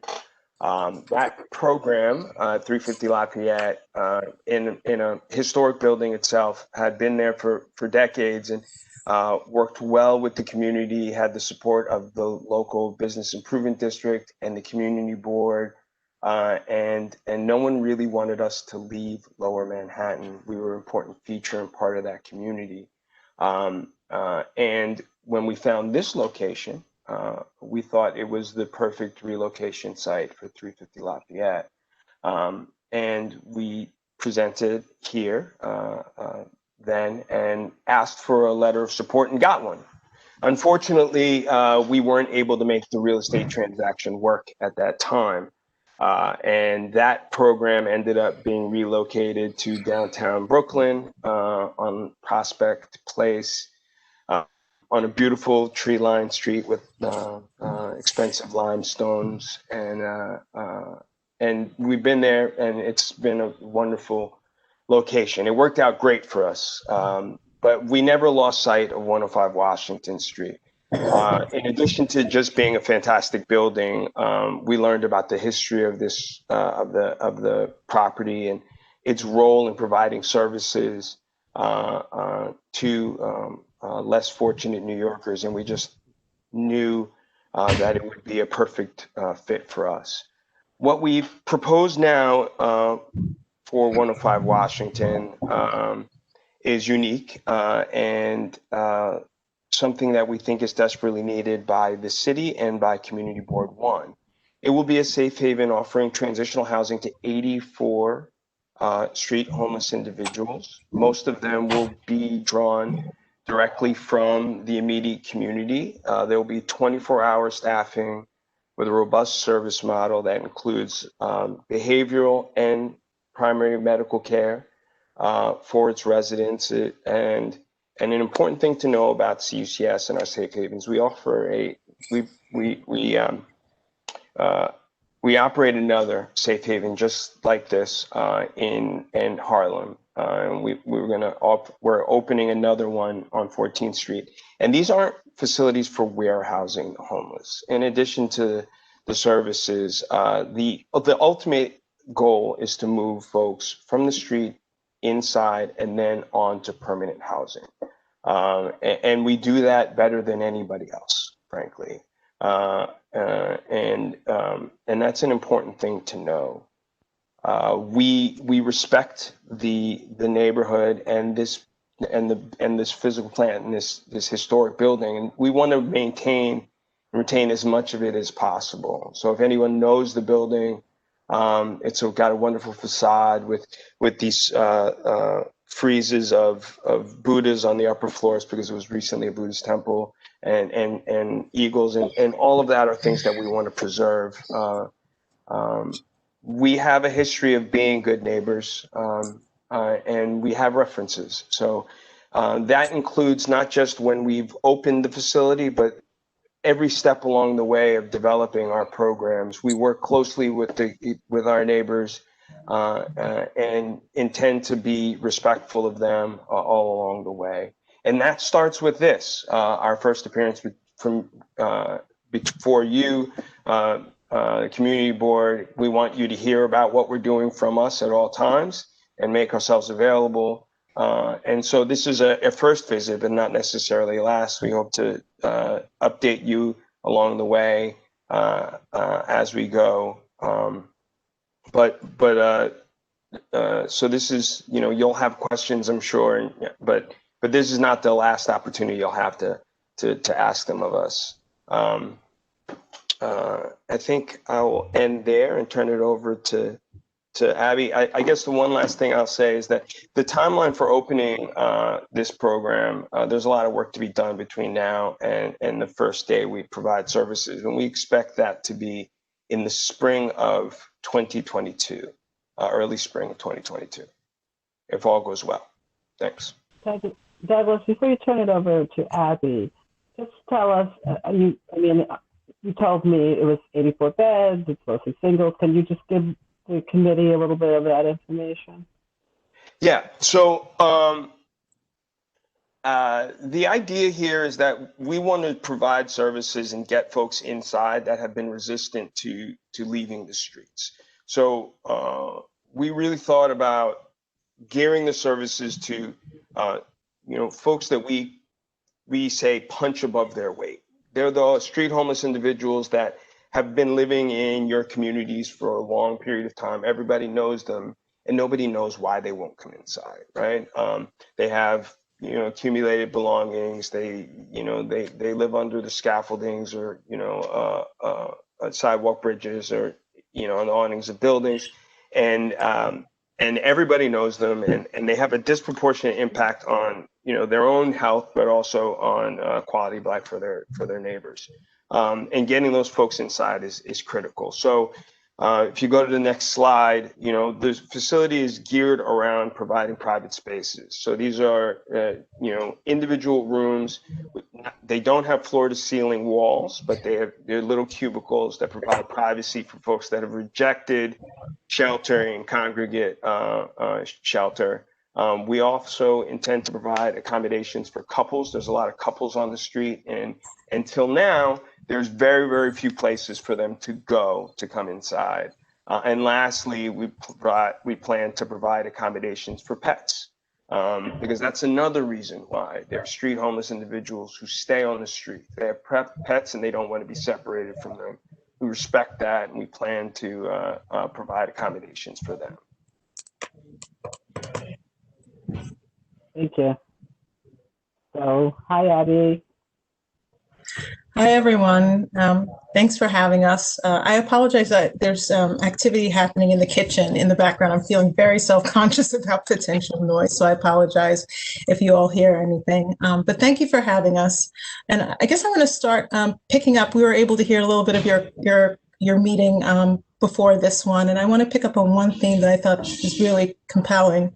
It's the idea sometimes that homeless service programs are taking away from a community or negatively impacting or disrupting a community. And we believe that our services add to the community that we're working within. And, the folks that are on the street feel like they are part of this community. And so we want to serve them the best way that we can in partnership with all of you. So I'm going to talk with you a little bit more specifically about the services that we provide. And I'll start by saying that the Safe Haven is really on the continuum of services that are available to folks who are street homeless. And it really starts with the street outreach team. CUCS holds a contract with the City of New York for outreach for the entire borough, river to river, bottom to top. And our outreach team, Goddard Riverside, we're partnered with Goddard Riverside and also Breaking Ground. They cover the catchment area in this district, and they're really excited about having a resource to move folks off the street and into. And so it really does make a difference when you're able to provide something within the community where folks are actually bedded down.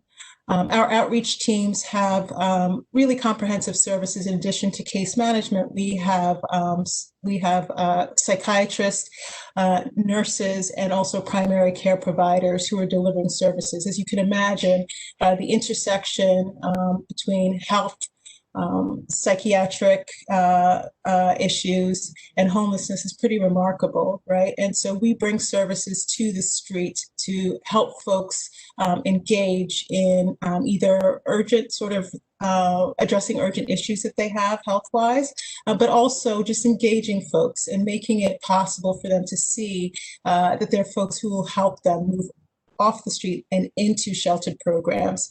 So a lot of these folks are already connected to the outreach team, and the Safe Haven is going to be an opportunity for them to now come inside and to continue the work that they've started with the outreach teams, including their primary care providers and their psychiatrists. There'll be a warm handoff to Safe Haven staff. And that warm handoff will really allow us to hit the ground running and really work with folks to stabilize them and to get them into permanent housing. Because as Doug said, our ultimate goal is to get folks into housing. So we have 37 staff on site at the Safe Haven. That includes case managers who are going to provide the housing assistance. That's helping folks get their IDs if they don't yet have all of the IDs that they need to apply for the benefits. It'll help pay their rent in supportive housing programs. Most of the folks we serve are really eligible for the stock of supportive housing that's available in New York City. And we really work hard. And as Doug said, we've been really successful in moving folks into those units. And then we provide follow-up for up to 3 months to help them stay stable. We're going to have on-site primary care and psychiatry and nursing services. So folks who may have started treatment or they've been identified on the street as being folks who could benefit from comprehensive psychiatric and medical services, they'll get that at the Safe Haven. The nurses will provide medication management and supervision to make sure folks are able to stabilize on their medication so that they can do the work of obtaining permanent housing. So we believe that when you provide really comprehensive services, both case management, psychiatric, and medical, and you deliver it in one place, it really makes it that much easier for folks to get stable and to move into permanent housing. And I will add, because I know that we all are talking a lot, if not nonstop, about the pandemic. And during this time, we've really worked hard and we've really seen the benefit of having services where people are actually staying. We've worked hard to sort of keep people stable, keep them out of the larger or the broader hospital system. And it really has been a credit to our case managers and our medical staff to figure out how to keep people safe, both on the street, right? And then when they move into Safe Haven. And so at the end of the day, we want to make sure that the folks, as Joe had said much earlier, have available to them the kinds of services that we would want available to ourselves and to the people that we care about, so that they can do the hard work of moving into permanent housing. Great. Thank you, Abby. Let's start with questions from, unless there's anything else that you'd like to tell us. I'd like to add one last thing about the building and physical plant in our plan that I forgot to mention, and it's an important feature. Whenever we develop properties for transitional or permanent housing, an important feature to us, a critical feature, is outdoor space that allows residents to be outside without being on the street. Congregating inside where, one, they're not engaging in antisocial behavior, two, they're within reach of the case managers and the social workers so that we can have ways of engaging them rather than them leaving during the day and going out. So you know, having all of the services on site, it's critical that we have the residents on site as well at the same time to connect them to those services. So we plan for this building, which has a beautiful outdoor roof, is a outdoor recreation area for folks so that they can get fresh air and smoke or congregate outside without leaving the front door. I'm so glad you said that. Yesterday when you showed the photographs of the interior of the building, you did show the roof. And I meant to ask you if you were going to do anything with the roof. And, yes. Okay, and I hope that there's some way of putting soundproofing up there. I mean, I doubt that there'll be music or, you know, we'll talk about it.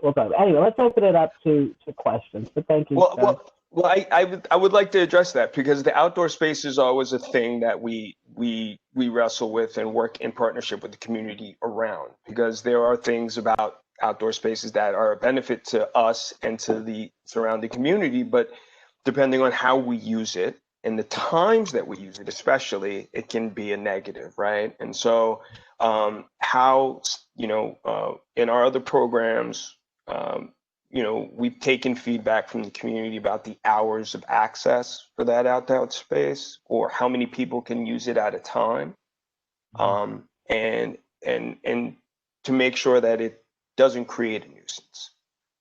Good. And that can be a work in progress. You know, it's not necessarily that it's not necessarily true that the rules we establish at the first day of operations are the rules and the procedures that work for us after we have some lived experience there. Yeah. All right. I'm sure I'll have other questions, but there was a flurry of questions. Mariama and Justine. Hi, thank you for coming. Okay, so if I'm understanding, you would be working with the homeless that are already existing in our neighborhoods, on our streets. A number of these people, some of them I've spoken to myself, they do not want to go to a shelter. So my first question is, how are you going to end up working with them if they're not interested in being served by you or anyone? I mean, it's not personal to your model. And then my other question is, I have a bunch of residents that are texting me about things that they're alleging occurred at your Harlem location, like gang rape and stabbing. I mean, if those things are true, or just whether they're true or not, what kind of protections, security will you be using? How can we ensure that this won't happen here? And will you be allowing sex offenders? I'll take the second question. That's categorically untrue about our Harlem program. That's just not the case. I don't know what they're talking about. Has anybody ever read anything in the newspaper about that? Anytime something happens in a shelter or safe haven, it gets into the newspaper. We've never had. I don't know about it. Yeah, that's why I said it's alleged. I'm just getting these texts like this happened there, this happened there. So I appreciate the response. We've never had anything like that happen. Since I took had to deal with such a tough question, I'd like to deal with the first question about how will we get people to come in. We're very used to the fact that people don't want to go to a shelter when they're living on the streets. We actually did research that we published in a peer-reviewed journal where we interviewed 135 randomly selected people living on the streets about where they spent their time and why. And many people would not go to the shelters because they felt it was unsafe. Shelters can have up to 200 people. They don't have a lot of privacy. This facility, 4 people in it, almost everybody will have their own private room, so they'll feel safer there. It's much more attractive to them. It's in the community in which they're living now. And we're very persistent. Once we determine that a person's been living on the streets for a while and we put them on our caseload, we don't stop working with them until we get them inside. And I could tell you some very interesting on to do that, to help people do that. But that's what we do. We're persistent. We build a relationship with them. We help them see that they can do better. They can come inside. They can be safer. They can get their needs met. They can reconnect with their family. They can maybe move on and have a job. They can get help with their medical problems. They get help with their psychiatry. We bring them in for a visit. We show them what it looks like. We take them to meet people inside who they knew when they were on the street. We have a lot of different ways of helping motivate people. Are we successful with every single person? No, but the vast majority of people we're successful with. But what is the success rate? Is there do you know the rate, a percentage? Yeah, at our Harlem location, which has a census of 60, on average, we move 60 people a year from there into permanent housing. This year, because of the pandemic, we're only at about 50% of that. But generally, it's 60 people. There's over 200 programs funded by HUD in the city.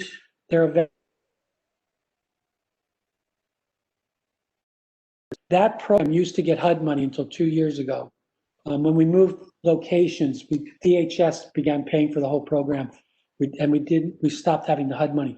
But for the 5 years previous to that, before we stopped taking HUD money, that was the #1 HUD program in the city because of its placement rate, because when people were placed, they didn't return to housing, because when people moved into the facility, they were helped to increase their income by eligible for. So that's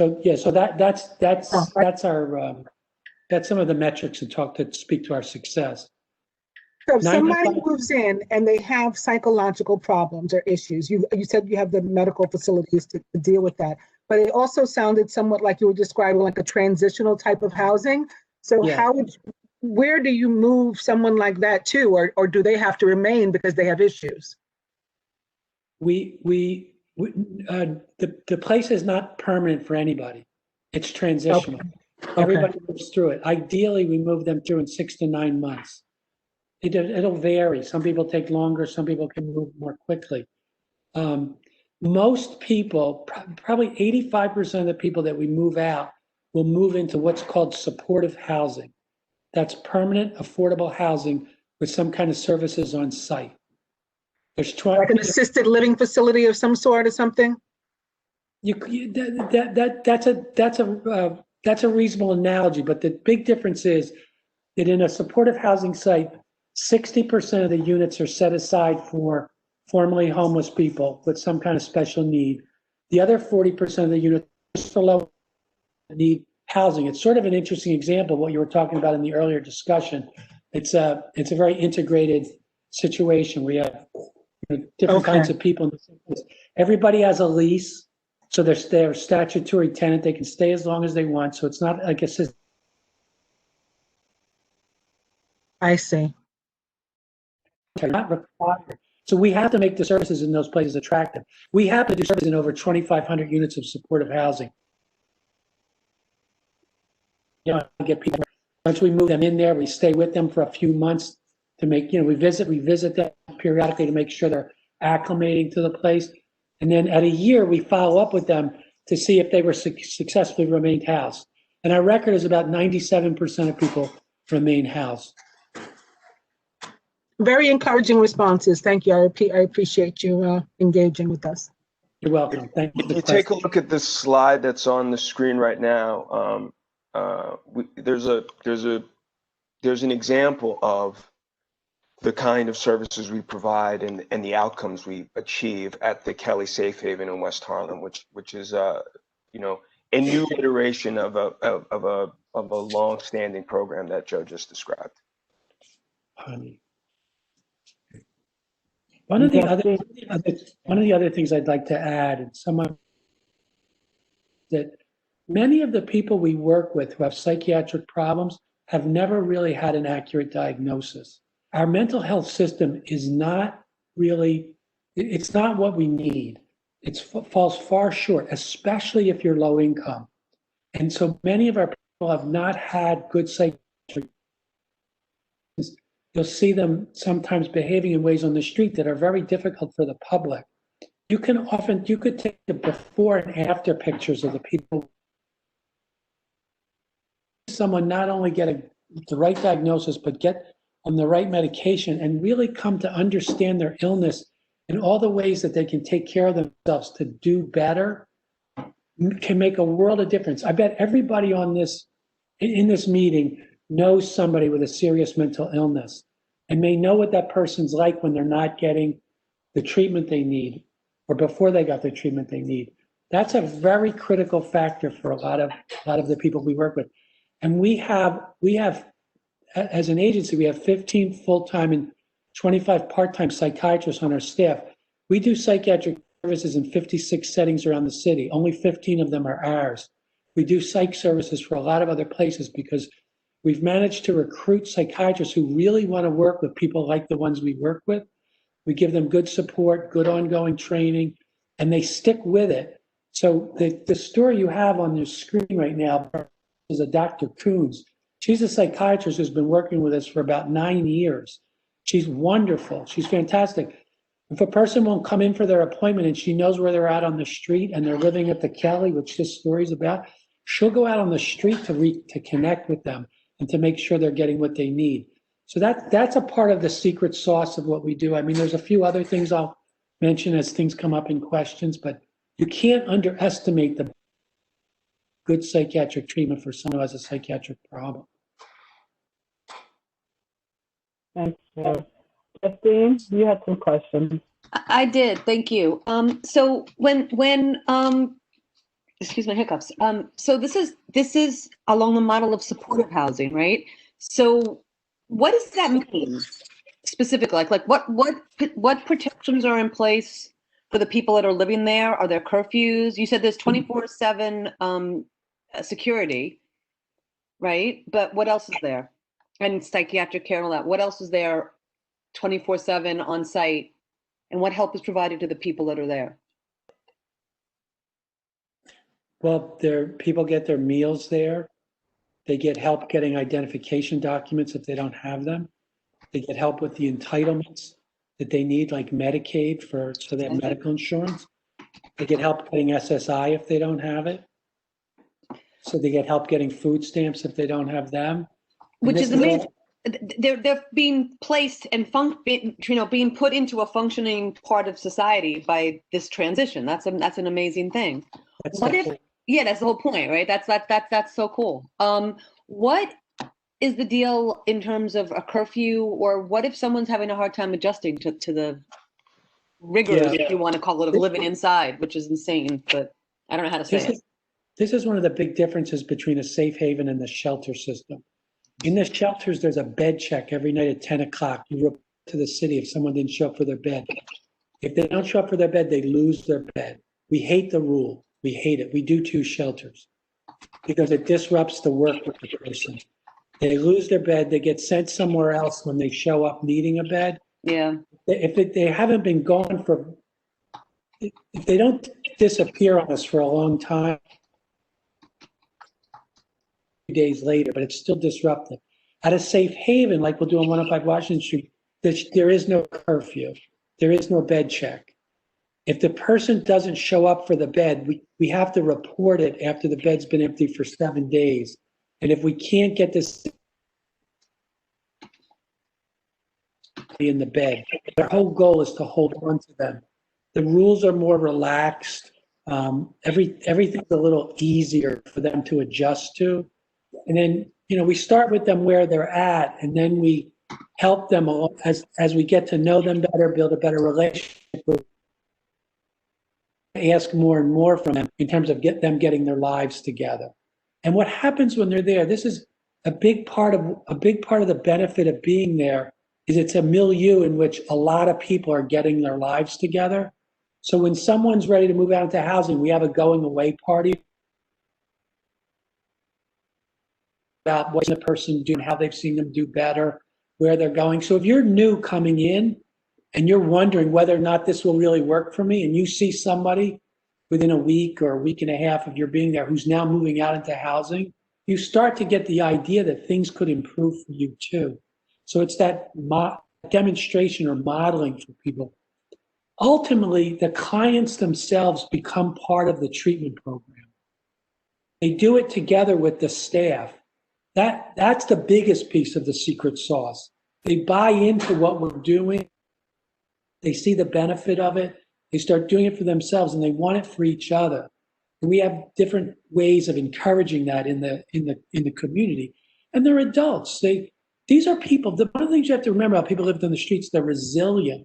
They've weathered a lot. They've been through a lot. They actually have the capacity to struggle and help themselves get better and work with other people once you help make it safe and comfortable for them to do that in ways that many people would never really imagine.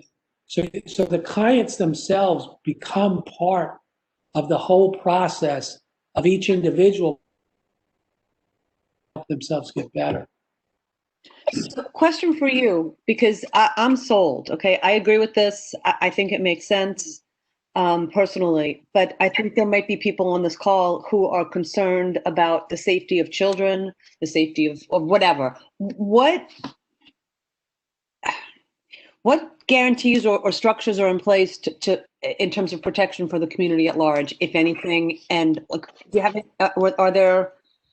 Yeah, I'm not even sure how to ask the question, because these are the people who are already living on our streets, isn't it? So they're here already, and now you're giving them support, and they're specifically the people who are living on our streets, right? So yeah, I mean, basically, whether they're in your shelter, at 105 Washington Street, or they're on the street, they're here. Is that a true statement? Yeah. So I'd like to jump in here, Joe. I get this question a lot presenting. and you kind of gave the answer already, right? But I'll also layer on to that this, right? These same individuals that are currently living on your streets, out of doors, exposed, at risk to themselves, will be inside. And we employ, professional licensed social workers, in addition to, our medical professionals and the security staff that's on duty 24 hours a day, not just working on the front door, but doing verticals interior, inside the facility, right? Helping provide safety and security to the residents and to the staff. And one of the things that we do, it's not ideal, but when someone is in crisis, right, and we want them to being in crisis inside with us and not on the street, right? Now, dealing with homeless individuals in crisis on the street is something that our teams and our staff and our psychiatrists deal with on a regular basis. But when they're inside, and we can do it, we can de-escalate and help someone who's decompensating. And when necessary, we call 911 and we get them removed from the facility and transported to a psychiatric facility so that they can be assessed and, taken inpatient and stabilized when, their needs outstrip the resources we have on site, right? And so all of those things are better outcomes for the community at large and for the individual who's suffering or experiencing, psychiatric emotional distress, right? So, or medical distress, right? Because, one of the things that happens in our facilities is, neighbors will wonder about the 911 calls, right? Ambulance shows up in front of the facility, and why is that, right? So it might be because someone's having a psychiatric episode. But the other thing that's true about the folks that we serve is they have a lot of health problems. There's a lot of comorbidity. Living on the street is hard on you. It is bad for your health. And addressing those physical health needs often end up resulting in, unfortunately, them needing to go by ambulance or otherwise to the hospital. We hope to reduce the need for that because of the services we have on site, but it does happen. Thank you. That makes sense. And you answered my questions more better than I had hoped for. Thank you. Before we move on Justine's question with regard to the curfew, can I ask you, is there an inquiry? Is there a reason that somebody could lose their room or bed before the time that you normally would allow? Is there an inquiry? Where have you been? And if they don't have the right answer, then they don't get the bed back, or is it just held open until they return, understanding or whatever? We would always want to know where they were, but there's no reason to put somebody out of the program because they missed their bed. They didn't come in and stay in their bed. I mean, we just wouldn't do that. There are people that we just placed a guy who we worked with for a really long time. The staff was super happy about it, and he came into the Kelly 3 times for long periods, and then left and went back onto the streets. And, finally now he's settled down and he's in housing. But it was a long road with him, but we stuck with him, and whenever he left, we tried to get him to come back. People have been through all sorts of things. There are some people, I ran our shelter that was at 350 Lafayette Street that was supposed to move to 105 Washington that Doug referred to. Abby and I both worked there. I was the director there for 8 years. And, you find people that have given up on themselves because they feel like everybody else has given up on them, and helping them turn that around and, really invest in themselves and believe that other people want to invest in them. It can be a big change in their mindset for some people. So that the going out on the street sometimes and not coming in is sort of just not believing that people really care about you and you have a place to be. It becomes up to us to convince people of that. And we have fantastic people on staff who really, this is their life's work, and they're good at it. And it's catchy too. Once you get it going in a new program, people feel it, and it people want to be cared about, and they want to believe someone's on their side and will look out for them and will help them make positive steps. But some of them have burned by people, and it takes them a while to really trust somebody again. So we would never put anybody out just for missing, just for not Do you coming. end up with a wait list as a result of that, or is there Yes, just like? we do have wait lists sometimes, yes. Yeah. Thank I mean, you. there's safe havens in the city. Safe havens for the city. We need to move it along a little faster. So Bob, did you have a question? And then Jill?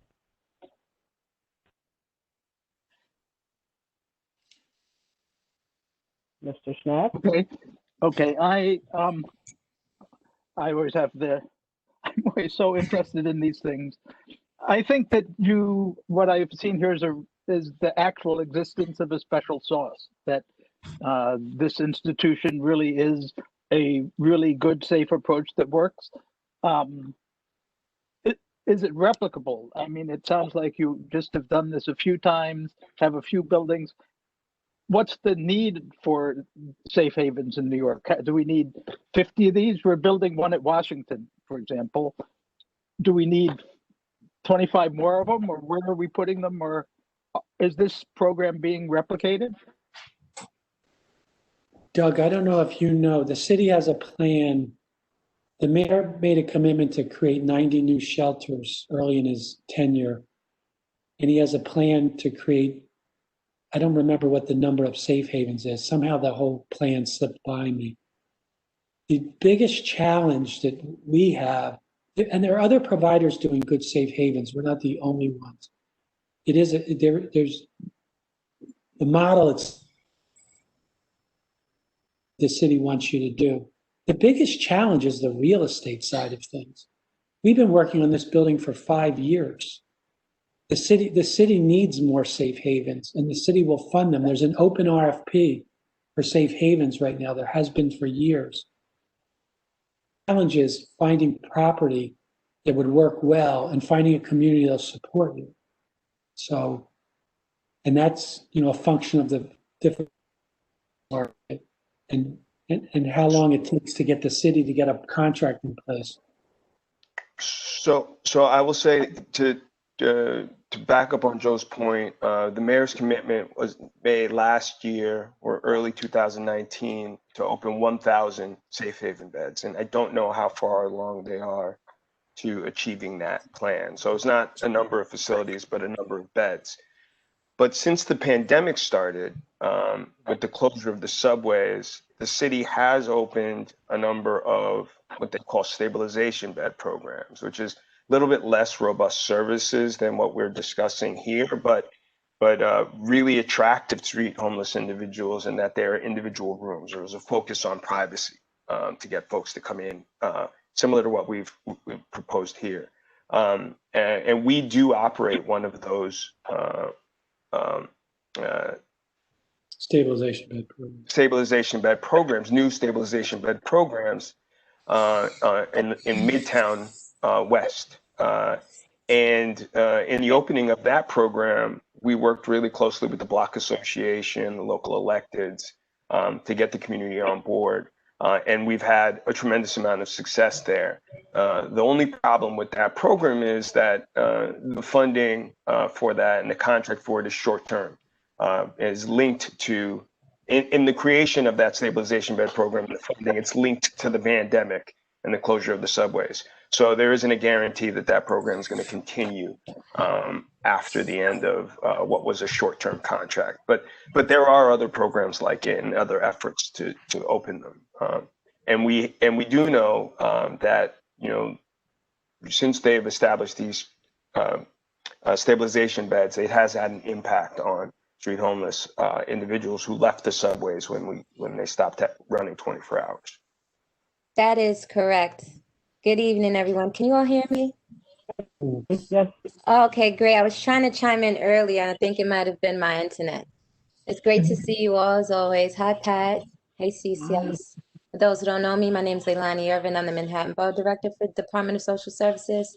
And just to echo what was just mentioned regarding the street homeless population, the agency has brought on a number of what we call stabilization beds for our street homeless population. So we have a few that I just announced on in other community board districts.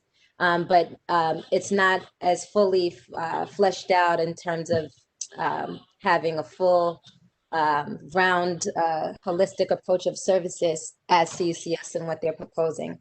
And so there has been positive feedback on the ground from our street homeless outreach teams who canvass every single day. For those who don't know, DHS, we have street homeless outreach teams, especially in the borough of Manhattan, that canvass 24/7 for vulnerable New Yorkers, as well as do end-of-line subway outreach, which is actually a separate provider, BRC, that holds that contract for subways. Nonetheless, what folks should know is that those teams have been finding that the street homeless population have been a lot more susceptible and open to coming inside in light of COVID-19, which is a big deal. And that's a great thing. And so as more of those individuals come off the street, we've had to build out more bed capacity. So that's where you hear the term stabilization beds come into play. So we have more than enough beds temporarily to accommodate our street homeless population at this moment in time, but we need what we need are models like what's being proposed to you today, safe havens. We need more of those to come online. And so I'm really eager for this project, happy for this project. I know that this is something that the community board has mentioned to DHS, that you all really want to take care of your home, who's in your backyard. And that I get a lot of those street homeless incoming emails from the community board, Councilwoman Chin's office often. So this is a location that will be taking care of those individuals, should they choose or should they be open to accept the service in the bed here. So I'm really, I couldn't big up CUCS anymore. I know you all hear how great and dynamic they are, but if I can just add another cherry on top, this is an amazing social service provider who does amazing work. They have an impressive track record.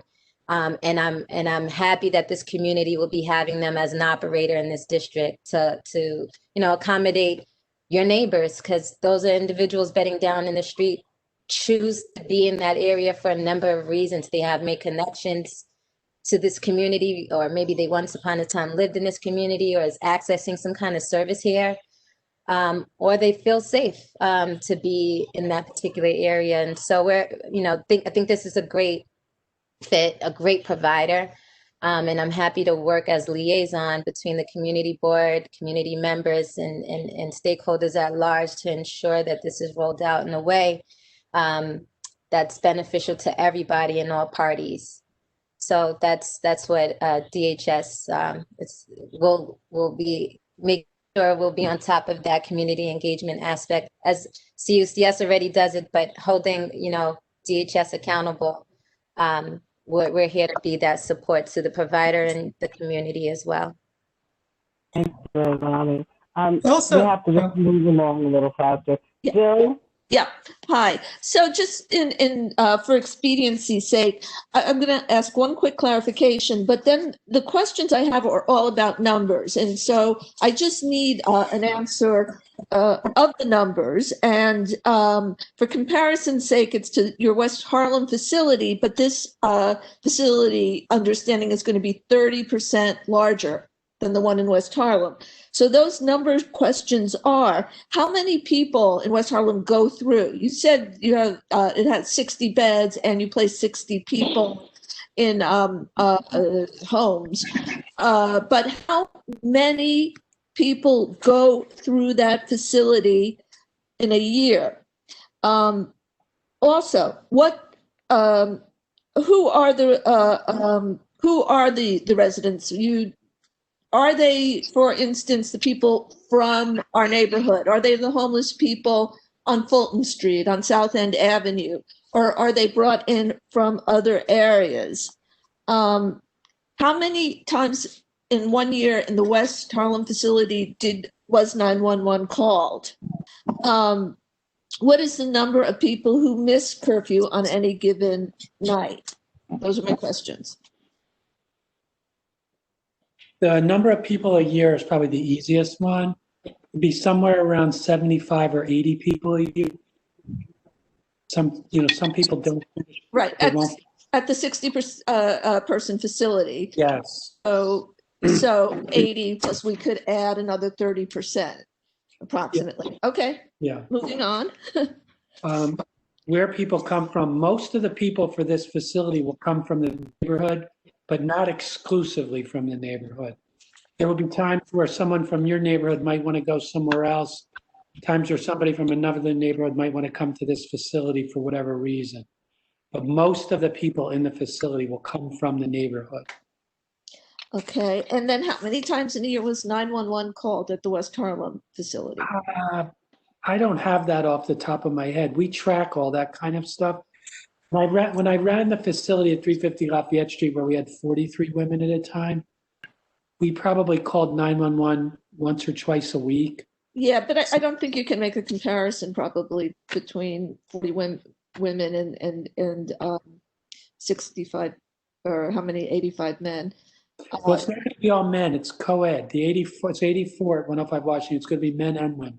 Oh, so this facility is for men and women. Yes. Yeah. And our facility in West Harlem is the same. It is for men and women. And we've also learned,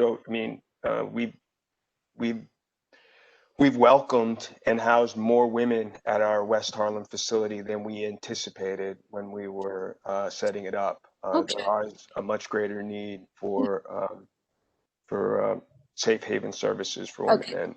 Maybe you could circle back with us and just let us know the number of times that 911 was called for the West Harlem facility.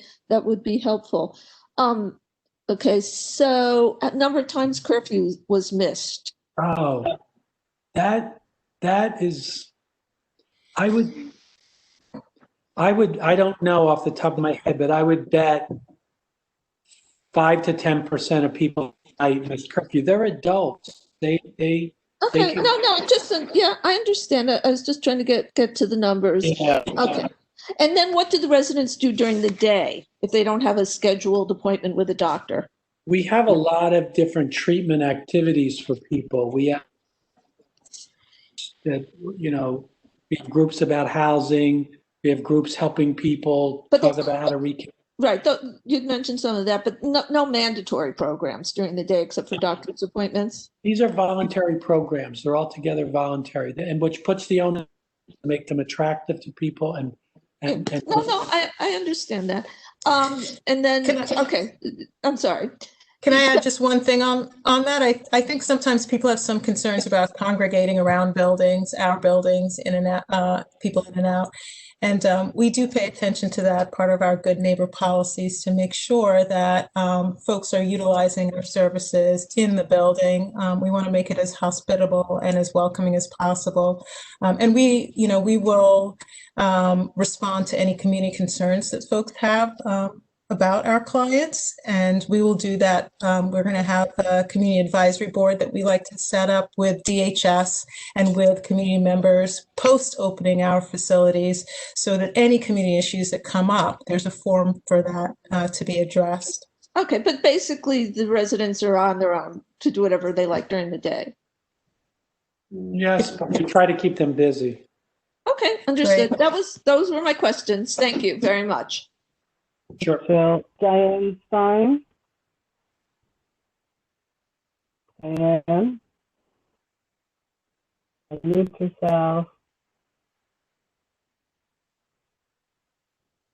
Are you there, Diane? Yes.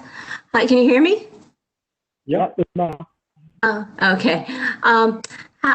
How are you coping or dealing with the COVID-19 pandemic in terms of are they able to social distance? What protocols are in place? Is there testing? And if somebody does test positive, what have you instituted? I also noticed they said the walls don't reach the ceiling. Is that an impediment or whatever?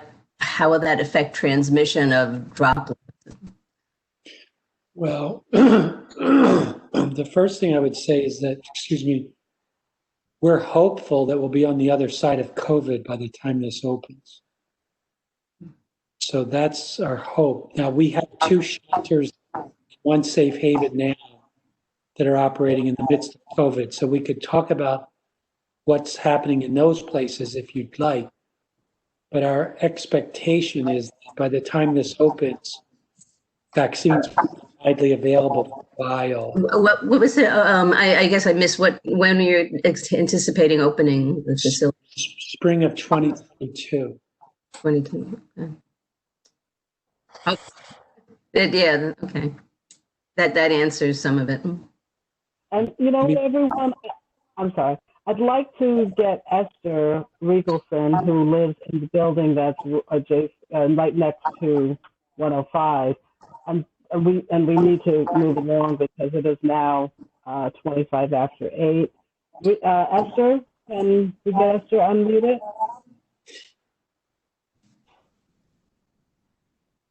Hello, can you hear me? Yep. Okay. Hi. I have a lot to say, and I'll try not to be too long, but there's a lot of issues. First of all, I want to say how much I appreciate what you're doing, and I support you, and I want you to know that. I live next door. I've lived here for 30 plus years. I founded a group, the Friends of the Lower West Side. We've been trying to landmark the building that you're occupying, and we hope that you'll do your best to preserve the facade because that's very important to the preservation efforts that I've been involved in that we live next to. And we want the history to be preserved as much as possible. So that's a big issue. Secondly, all the renovations and issues that come with that building. Our building is very porous. We've had structural issues from the demolition on the other side of us, and we lean on you a little bit. So we're hoping that you'll be very careful with your construction and your renovations because, and keep it within the hours of that because our building is very sensitive and, you know, we don't want any structural problems and a lot of noise or shaking. It makes us a little bit A lot of you work at home, correct? Yes, many of us work at home. We're you know, we're artists and we work late hours, and that's an issue. So there's that. Also, you've already mentioned what you're going to be doing up on the roof, and congregating outside is an issue. We have a lot of construction workers who like to smoke outside, and the smoke comes into our hallways. So that's a big issue. People should not congregate outside. And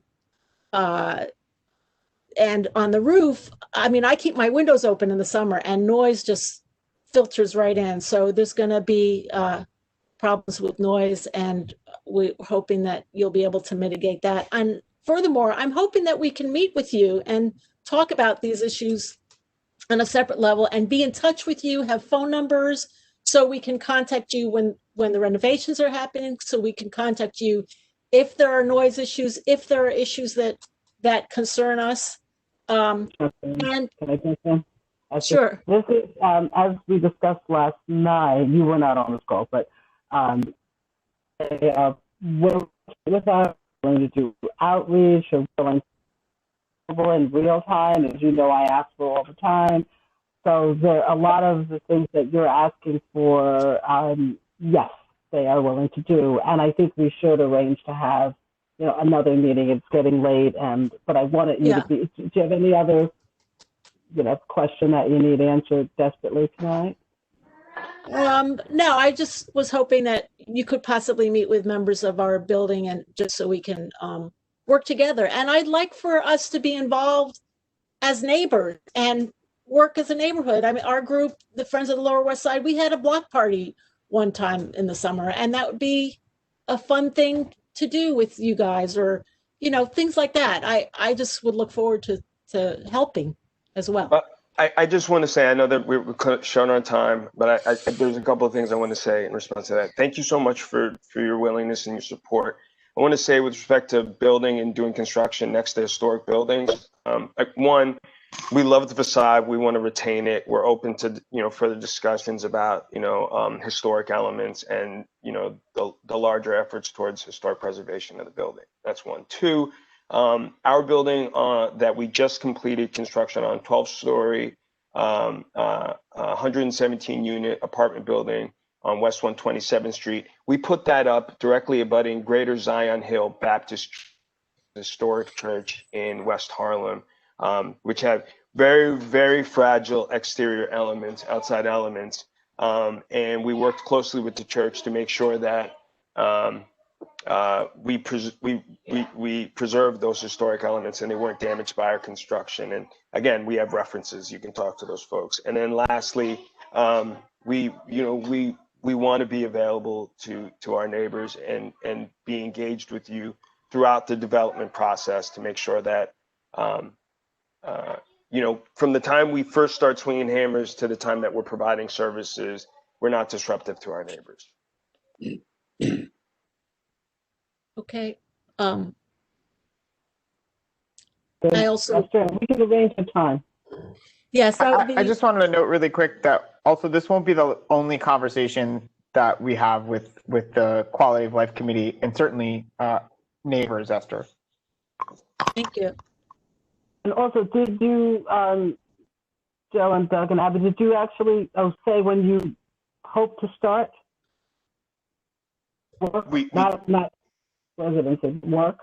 Yeah, we did not. Hopefully late summer of next year, 21. And we anticipate it's about a 9-month construction process. So that gives us some time to actually have some more in-depth conversation.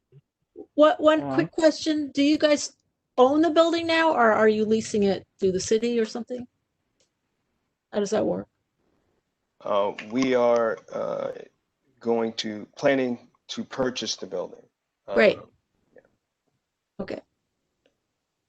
Okay. So, I don't see any more board there. I don't see any more board members with their hands up. Bob Schneck's hand is up. Bob? Bob? I have lots of questions. We'll go to someone else. Okay, great. So can we take a few more from the public, please? Okay. Nancy Keegan's hand was up last time, but there wasn't time to get to her, so I'm going to unmute her first. She's been Okay, and Nancy also lives in the building with Esther. There's a lot of IDI people with their hands up. Are we able to institute the 2 minutes or something if necessary? I have to do that. I see a lot of my neighbors. All right, thanks. Hi, can you hear me? Yes, Nancy. You can hear me? Okay, cool. Yes. Hi, thanks everybody. I'm really glad you guys are having this, and I'm so glad that there will be more. I can echo certainly a lot of people said it, including Esther. I live right next door. I'm on the 2nd floor in the back. My biggest concern, just to start off with, is about security. I'll first say that, this sounds great. I mean, I'm more than willing to help people. It's certainly different from what I was expecting to hear. And obviously we'll learn more. So is this going to be, you said it's going to be co-ed, but will it be mostly men with just a few couples? Is that what you mean by co-ed? I think it'll probably be around 15 to 20. It'll vary, but it'll be at least % women, maybe sometimes as much as 25% women. There's more men on the streets than women, but there's few spaces for women in safe havens. So we'll end up with more than, say it's 95-5 men to women on the street. Well, we won't end up with that because there's just not enough places for women. We'll have more women than is proportional to the numbers on the street. And when you talk about 24-hour security, are you talking about like one sleepy guy on a chair in the corner, on his phone, or is there, what what can you tell me about the security? No. We're actually going to have 2 types of security guards. We're going to have uniformed, contracted guards at the front door to handle access control. And then we're going to have our own employees that we train almost like case managers to see a situation that's going to become a problem and intervene before it becomes a problem, help engage people that are having trouble, that are just new to the building. Like, we'll have 2 types of security guards. And, and there'll be multiple security guards around the clock. And I can't promise that no one will ever fall asleep, but they're not supposed to fall asleep. Yeah. Like, I mean, is one stationed out front or in the doorway? Two will be at the door. Okay. And, And this company that you contact, do we know that they're a safe company? Because not all security guard companies are safe. They actually hire a lot of criminals sometimes. So I don't know how they're being vetted or how you're handling that. the company we work with, we've been happy with, and if we have a guard that's a problem, they'll replace them. There will always be a social service person on site. The senior person on site is in charge of the facility. So during the regular business hours, there will be a program director, who will be an LCSW. In the evening and overnight, there will be a senior person that the guards answer to. Like the guards aren't in charge.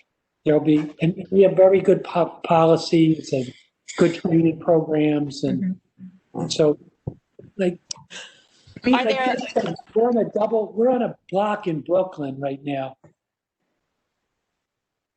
tree lined. When we moved in there at first, there was a little bit of an adjustment to things on both sides because people were moving from another facility. We had a community advisory board. We met once a month for 3 or 4 months. We almost never have an issue now. Sure, that's The great. Block Association holds its monthly meetings in our conference room in that facility. And, someone mentioned having, gatherings. We have shared events with the block, and our residents.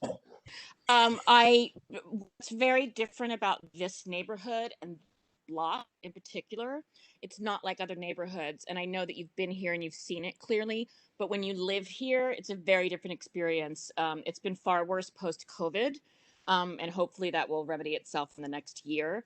The amount of dark spaces and lurking people and no street lights and construction havens is really it's really crazy down here. It's like it's not like a normal neighborhood. So it's not like you have the normal activity and the flowing, the coming and goings of a 24/7 as you would in a normal residential neighborhood. It's really isolated down here. And I'm quite certain that a lot of these restaurants that have been closed and a lot of these office buildings that have been closed will not be opening in the next year or so.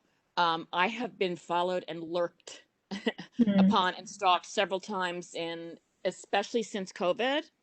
There's been a rise in crime down here, which is mostly attributed to the ex-Rikers inmates and homeless people that are being housed in the other hotels.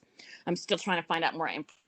As an aside, Pat, that's something I'd like to find out more information about. But, I'm just letting you know it's not a normal tree-lined street, that it's Nancy, I have an answer for you that so far. Lucian, are you there? Yeah, I'm here. Lucian. I'm here. So you spoke to for the first precinct today, and their response was that most of the crime that has recently taken place had nothing to do with the homeless. Is that correct? On Tuesday, District Service Cabinet, they said there was not anything notable in connection with 52 William Street with crime. Okay, I beg to differ as a person who's seen a change in the number of homeless people begging and harassing in stores, just myself, of places that I go on a regular basis. I personally, my personal experience says that that's not true. But you're not talking about crime. You're talking about. Well, yeah, that's what I say. Those are not talking about crime, because there's also been, in talking to other people in the neighborhood, like someone was just hit in the 7-Eleven around the corner. There's been, especially around Fulton Street, it's definitely a lot of more homeless because Fulton Street Station is filled with corridors and the train's not running and so many businesses, right. That kind of thing. Right. I'm just talking about crime then. I'm talking about both. I'm talking about everything. You know what? Then let's take that offline, and we will have a discussion. We can do that separate. I hate to. I know. Yeah, I have because one more quick question. Because I would. ask Esther. I want to know, when is the decision going to be made and who is making it? About the forward, or is this already happening? You broke up, Yeah, Nancy. I didn't hear the beginning of it. So When this is is a project. Go ahead. Sorry, so if we're talking about this project on 105 Washington, this is a project that will be moving forward. This is the community notification that we're doing. And I think she asked. The purchase of the building. Oh, has I'm sorry. The purchase of the building is not complete yet. It's in process. We've been negotiating with the owner. Okay, so for all intents and purposes, this is like 95% sure that this is happening.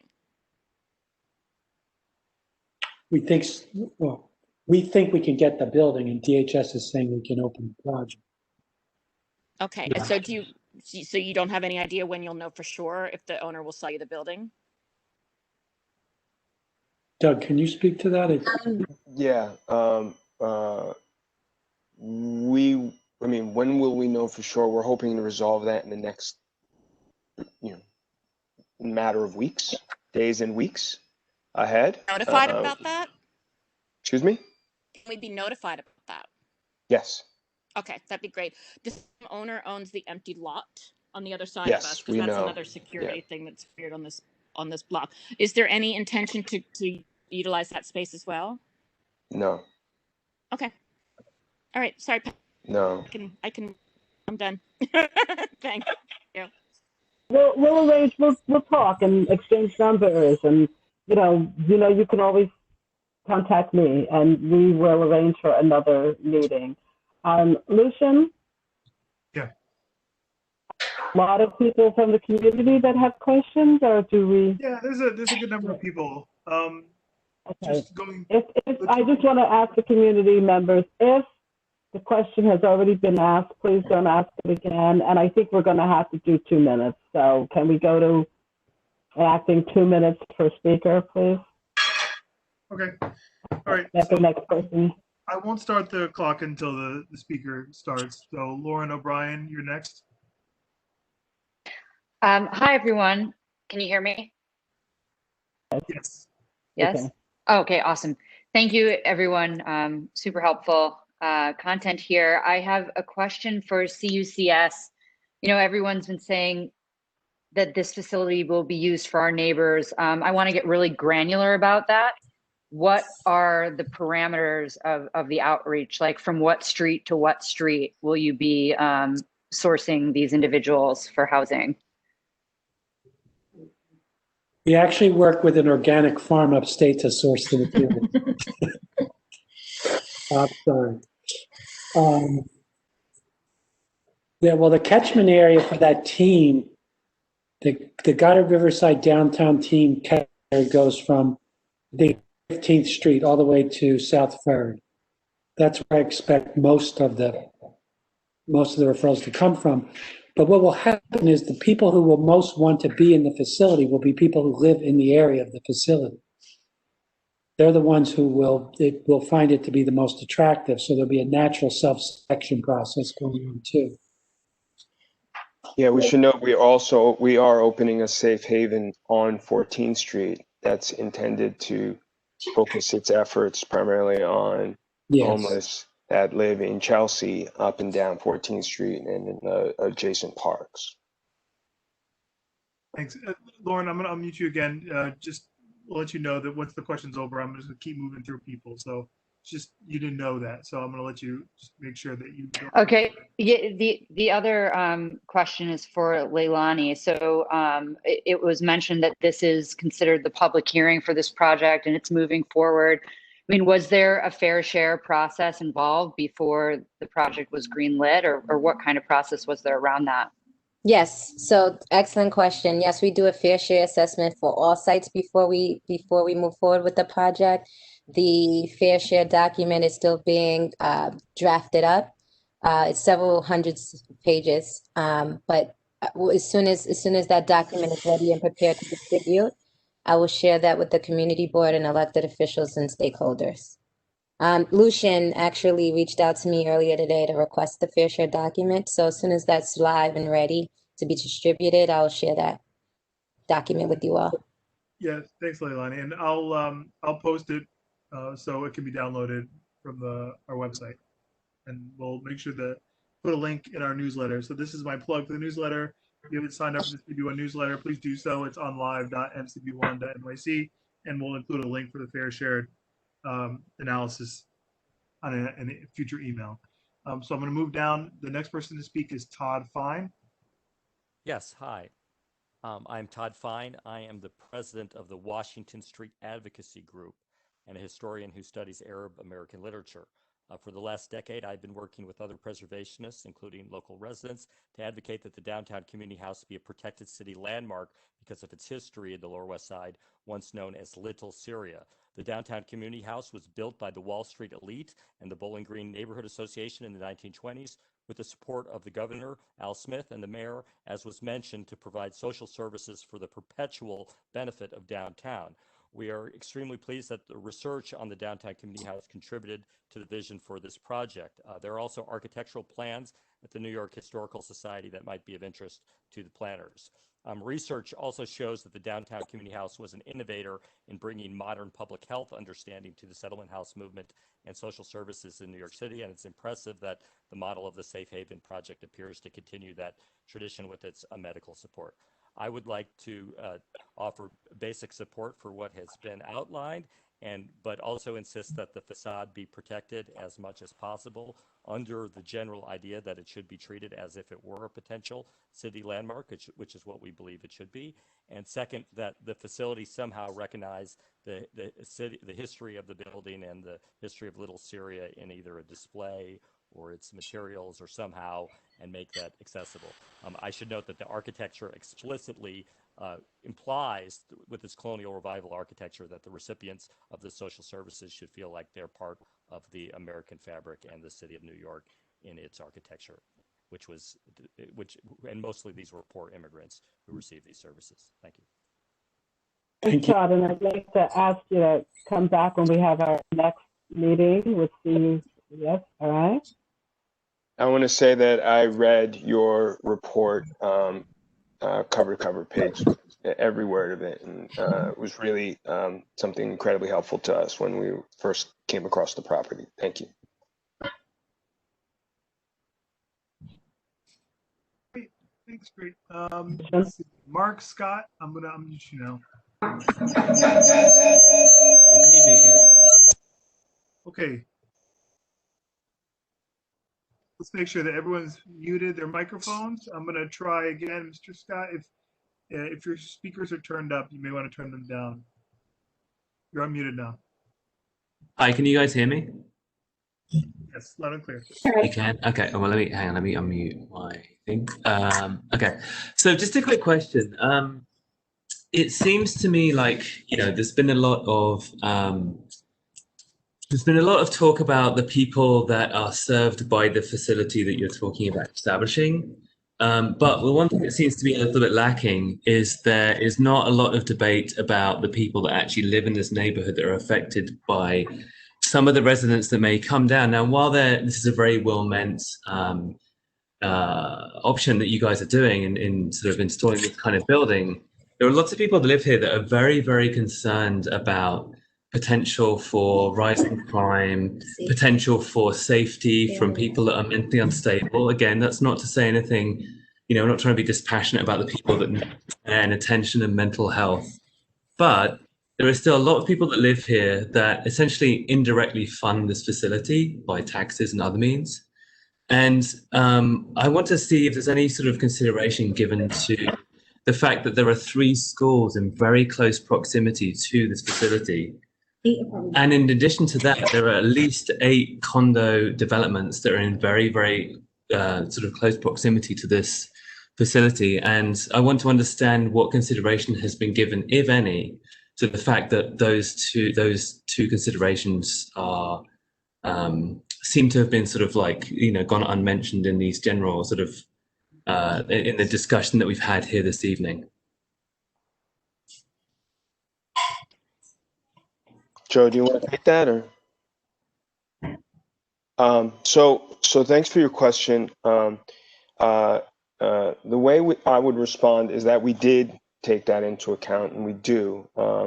And we don't believe that our services and our use of this building are in conflict with all of the other local features that you just mentioned. We exist, our other programs on in residential areas with condo buildings and rental buildings and schools and daycare centers. And we believe that in time, neighbors and the neighborhood will come to see our program as just another neighbor. The safety of our clients and our neighbors and our workers is critical to us. Like, you know, we don't take anyone's safety lightly. Most of our employees are women. They commute to and from the building in the same way that you commute to and from work. Safety inside and around the building and in the neighborhood are critical to us. And we don't think that our program, when we run them properly, come in conflict with other community uses.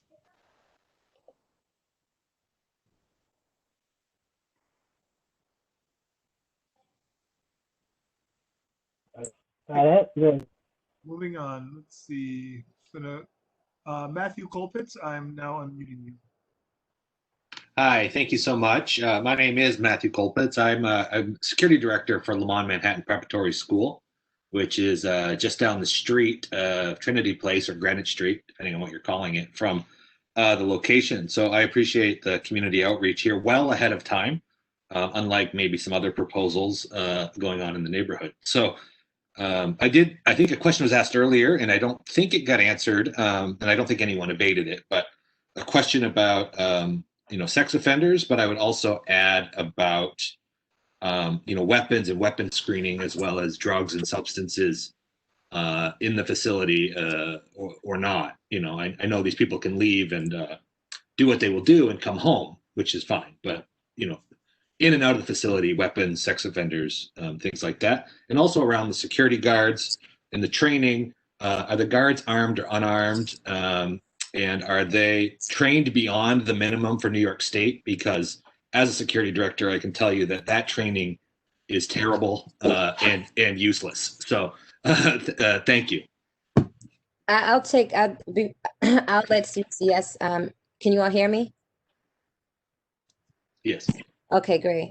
I'll let CCS answer the other questions regarding security and what that looks like, but I'll take the sex offender question. All clients, and this is the same as it works with standard shelter, they have to go through some form of an intake process where they're thoroughly screened. So all clients are screened. Should it be flagged that someone is a registered sex offender and has living restrictions, then we will then place them into a site that's appropriate, that will allow sex offenders to reside. So it's not a something that, and this is something I checked in with DHS Street Homeless Outreach Assistant Commissioner to inquire about this piece on how it works with the street homeless population, but was informed that it's not common for the teams to come across sex offenders bedding down on the street. That's not to say that there aren't any, but it's just not something that the teams find oftentimes versus those who are coming into standard shelter. However, if it is flagged that an individual does have that in their background, we make an appropriate placement for them. You're saying if it's flagged that there's a restriction based on their status as a sex offender, not the fact alone that they're a sex offender. Is that correct?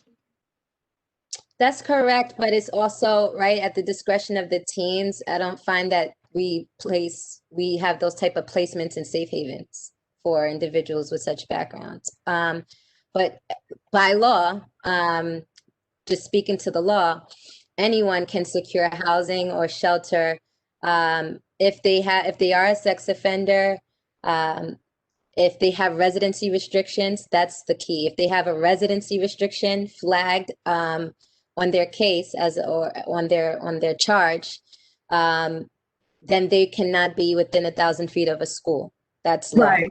Yeah, that I was asking for the clarification for that exact reason, because we do at a different local shelter have at least 3 level 3 sex offenders, but apparently they do not have this restriction, so they are there near a school. So I just wanted the neighborhood to understand the difference there. Thank you. But if they do have a restriction based on their criminal record, they would not be allowed to be placed in this neighborhood because it would be within 1,000 feet of a school. And that's correct. That's if they have a residency restriction, just to be clear. And I shared language with community board as well. I have that. Okay, great. Because I know it could be very confusing, but I think it may be a little bit easier for folks to process it, reading it on how the law works. Well, probably what would be helpful would be saying what is the offender, like what they are. What does it mean? Like, do you get the restriction? If it's a violent offense, if it's a child, whatever the deal is. Just pass the language around, but we need to move on. It's almost 9 o'clock. There was a number of other questions asked by the gentleman that weren't answered. He asked like a multi-part question, and I can't remember what the other things were. Sorry. Is that Matthew? Oh, it was about training of the security guards. Matthew, you still there? Yes, thank you. Yeah, it was, well, the guards training, is it, I hope, and I'm asking if it's above the minimum for New York State for the guard card, but also about weapons and substances screening in and out of your facility. So first, with respect to the guard training, the licensed security guards that we employ through contracted services have the state security training.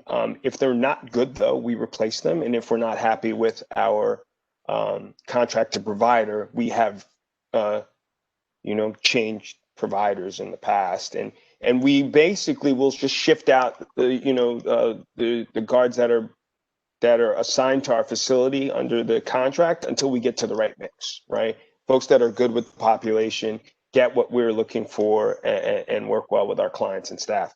With respect to the security staff that's employed directly by CUCS, they get above the minimum state training. We run a training institute, and we provide them with additional training around conflict resolution, de-escalation, and other things more geared towards the social work setting that we and the therapeutic milieu that we're trying to create in the facility. And also, our director of security is a retired lieutenant from the NYPD. And then the last question was training. Contraband coming in and out of the facility. Oh, contraband. So we do screening. We do screening at the front door. That's what our access control, the purpose of our access control is to screen for contraband coming in and out of the building. Thank you. Thank you, Matthew. Listen. Okay, moving on down. Linda G, you're unmuted. Hi, can you hear me? Yeah, 2 minutes. Hey, old friend Pat. Okay, I'm just gonna run down a quick laundry list of questions. And one of the first things I'm wondering is why we're here if this is already approved. But the other thing is there's multiple shelters in the neighborhood, and all of them, when they were coming in, they promised there were gonna be no issues. That hasn't been our experience. I understand that you're screening for contraband coming in. What about drug use around the neighborhood? If they can't use drugs inside the facility or on the rooftop, they can do it on the streets. If there's violence in the shelter or nearby by your residents, is it reported to the police or is it just handled internally so it doesn't make it to the crime statistics? And then the other thing I just wanted to mention is I understand that there are good intentions to be good neighbors, and everybody says that coming in. My question is, what's our guarantee? If you're not good neighbors, will you leave?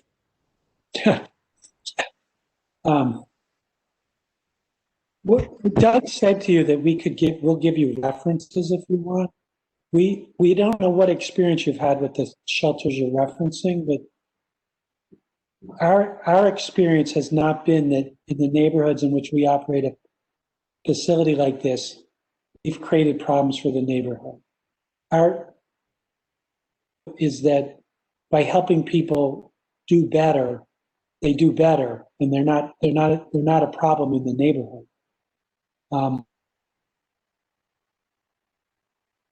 We're not going to tell you if you have a problem with this, we'll leave. We can tell you that we don't want to have a problem, and I think that's why we're here, not to approve or disapprove of the project, but we don't want to be somewhere where we're not welcome, where we don't feel like we can be a part of things and be a good neighbor, and we believe we can be that here, and it's based on. So those are my responses to your questions. I'm sorry, I'm getting a little tired. It's almost a 12-hour day at this point. I want to add with your question with respect to crime reporting and statistics. We don't tolerate criminality amongst our clients in the community. We work with the local PDs. If our clients are involved in crime, like to help, we have cameras, and if they come, like that's what you suggested is the opposite of what our approach is. Okay. And again, everyone in the audience, this is only the first meeting. They will be back. And remember, the project is not due to start for another 9 months. They're not even going to start construction for another 9 months. Lucian, where are we? It is getting late. 2 minutes after 9. Yeah, there's 1, 2, 3, 4, 5 people with their hands up that have not yet had a chance to speak. Okay, so again, I asked you 5 people. If it's a question that's been asked and answered, please don't ask it again. Let's get the next person. Scotto?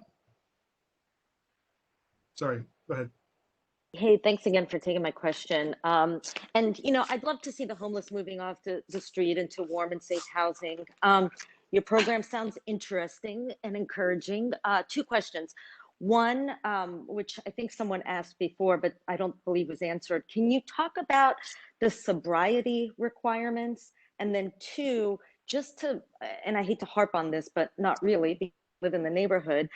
You talked about security, but can you talk about what specific security you're going to provide for the neighborhood? Will my neighbors and I be safe walking past that building? Will you have security walking the street?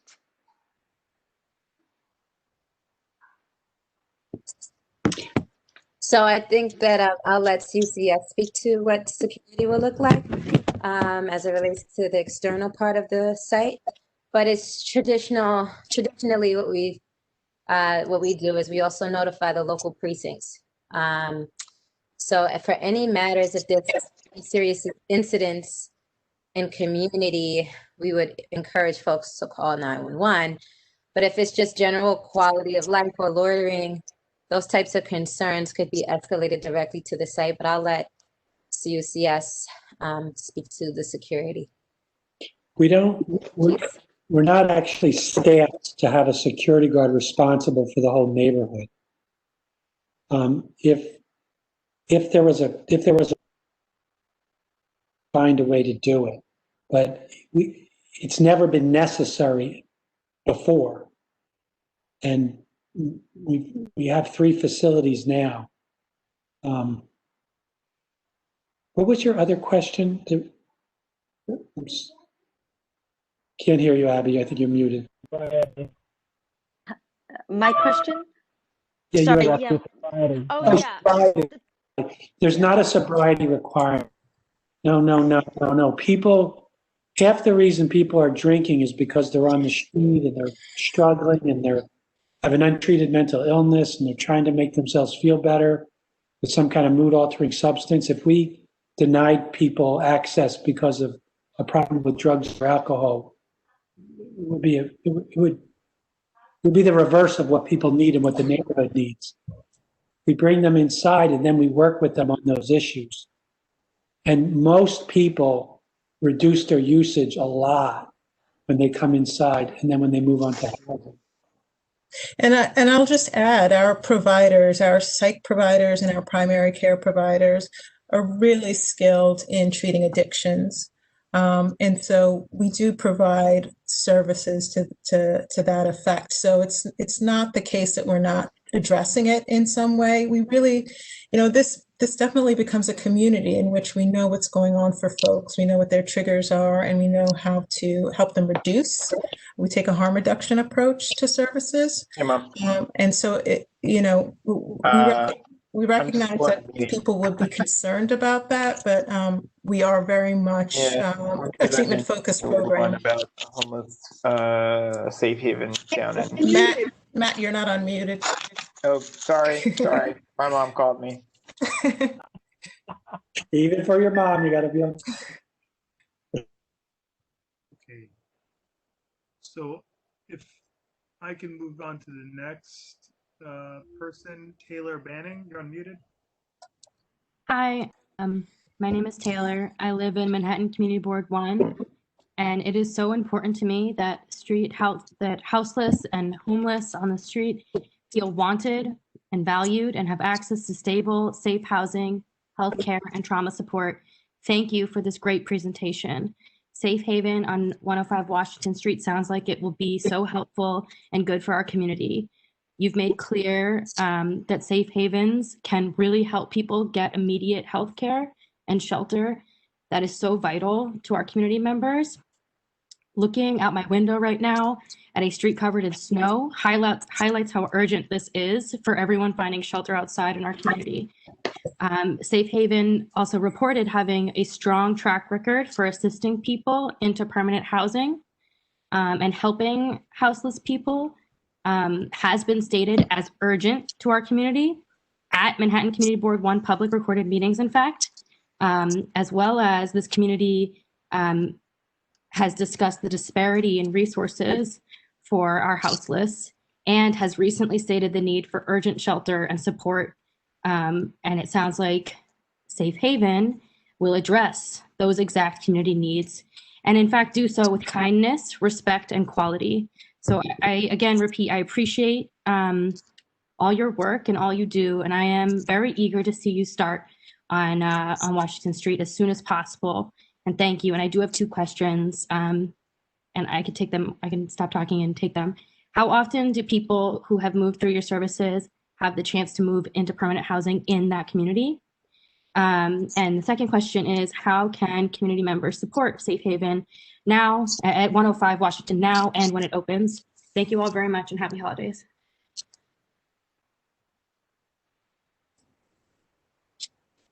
How often do people get to move into supportive housing in their community?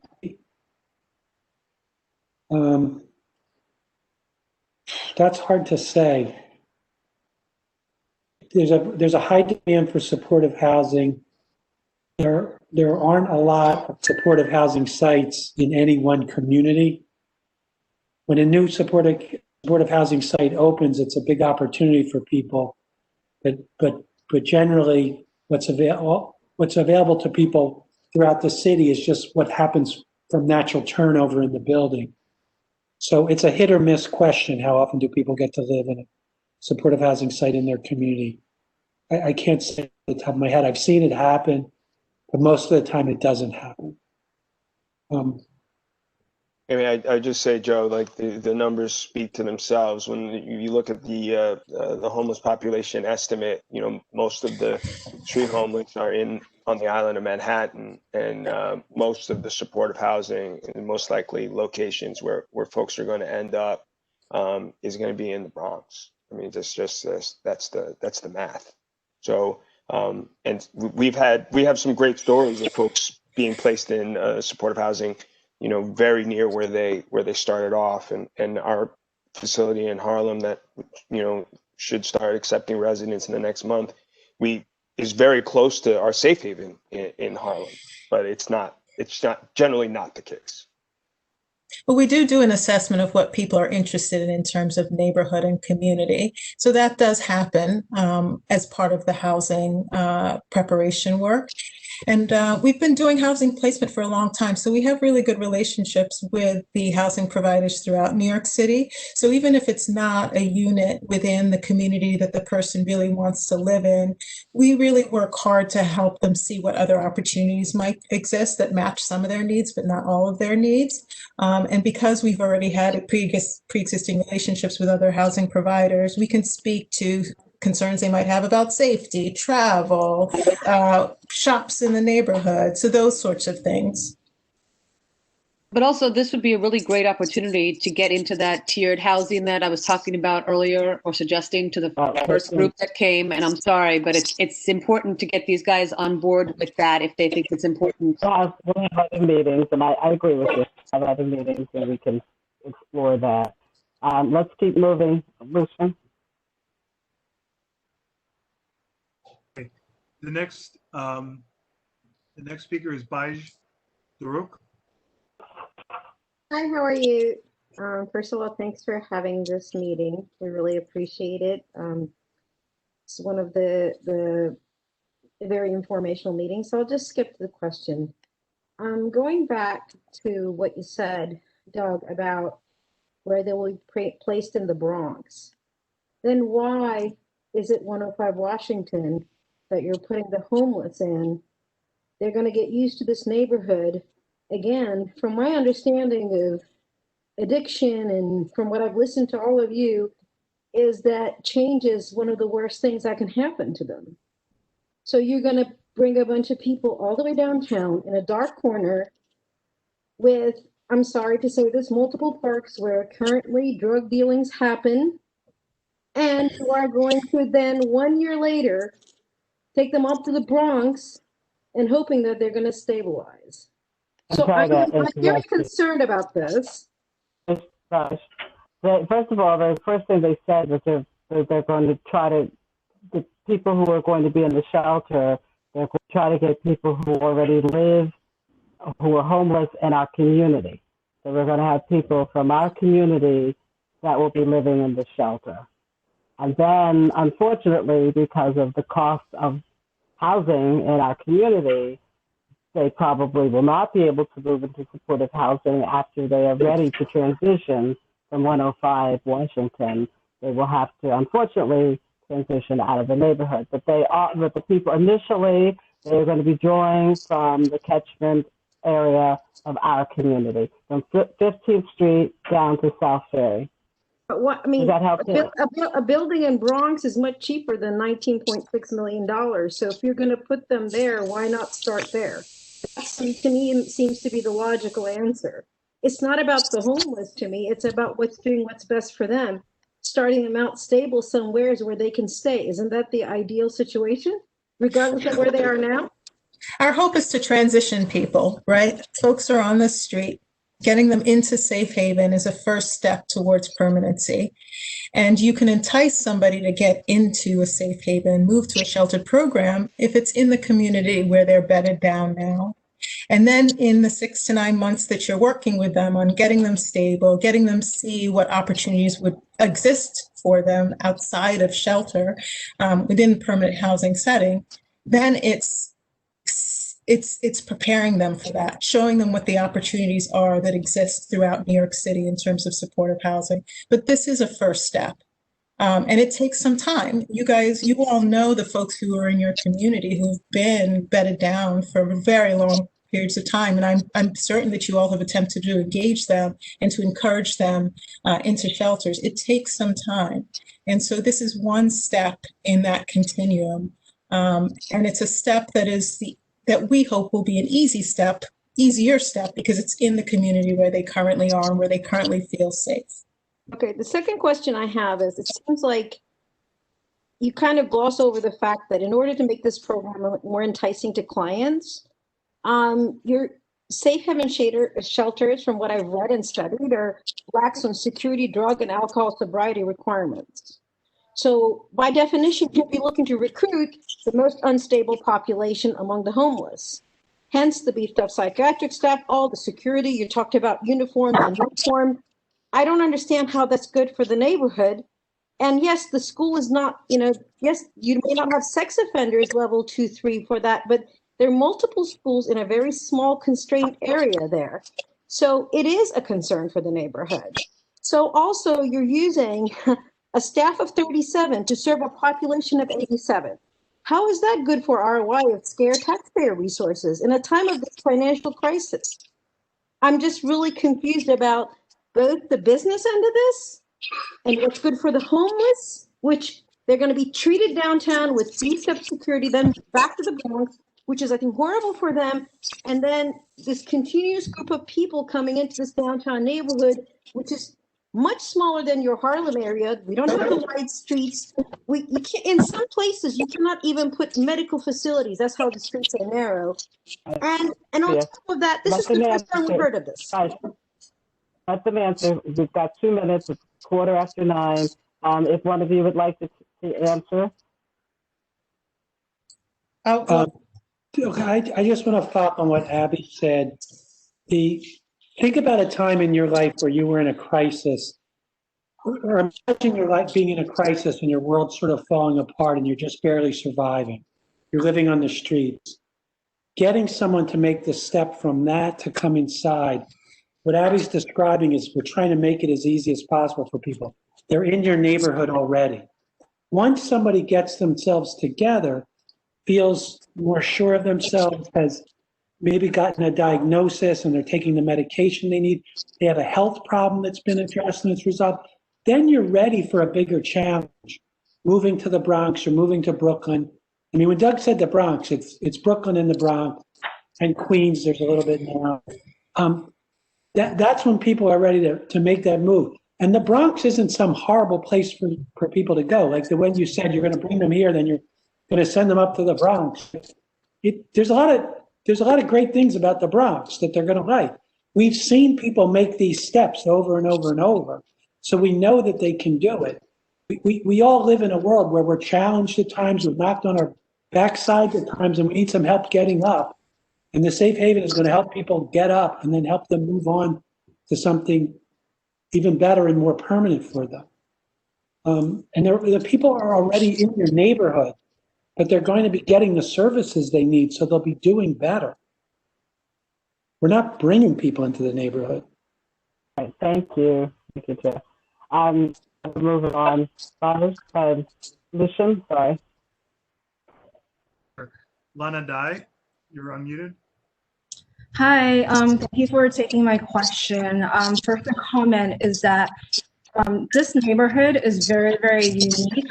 It's very condensed. There are 8 apartment buildings within, and the blocks are really short. So there's 8 apartment buildings, giant apartment buildings within a 4-block radius. I live on Greenwich Street. It takes me 5 minutes to walk to World Trade Center. That's how close everything is. This is like a micro neighborhood, a micro community. We are like the other side of the financial district. I'm out every day. I literally don't see that many homeless people here. So when you're talking about bringing people from 15th Street to South Street and concentrating them in this area where there's very narrow streets, it's dark. I really feel for my safety because I guess the only security that you're talking about is to the entrance of this facility. Is there any kind of drug testing requirements for people that are living in the facility? No. We understand your concerns about your safety. The reality is that the folks that we serve are much more frequently the victims and targets of crime than the perpetrators. One of the reasons that they're on the street is because of having previously been victimized or experiencing trauma. And again, we are opening a safe haven on 14th Street. Our understanding, the understanding from our street outreach teams is that there is a need for the services we are offering to houseless, homeless individuals on the streets, within the proximity of the facility that we're opening. All right, thank you, Steph. Lucian, anyone else? I believe so. When their hand comes up, I don't see their hand raised. I just wanted to say that many of you know I live next to 1010 Firehouse. I've lived in this community for 44 years, and I know every street. So whatever Lana was saying, I know it very well. I know it when the World Trade Center was up. I know it when the West Side Highway was up. I know it when the Millennium Hotel was being built. So I am feeling very secure with you guys coming here, and I feel as though we've already started to establish a great working relationship. We will have more meetings with you.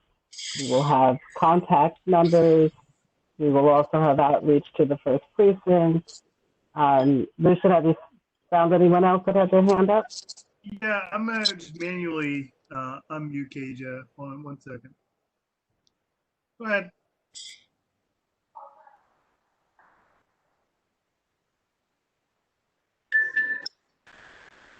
Go ahead. Okay, I'm gonna remute then. That's it.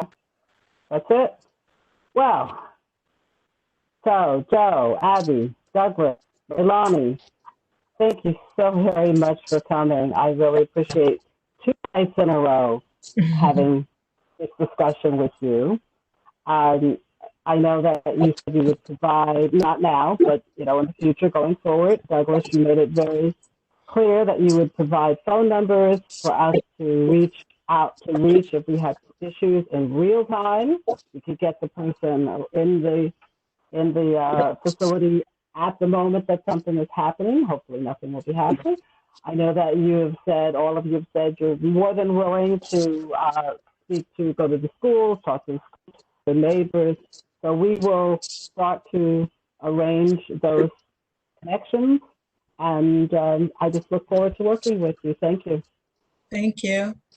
Thank you all for your time and your questions. Yeah, really, thank you for your time and for having us.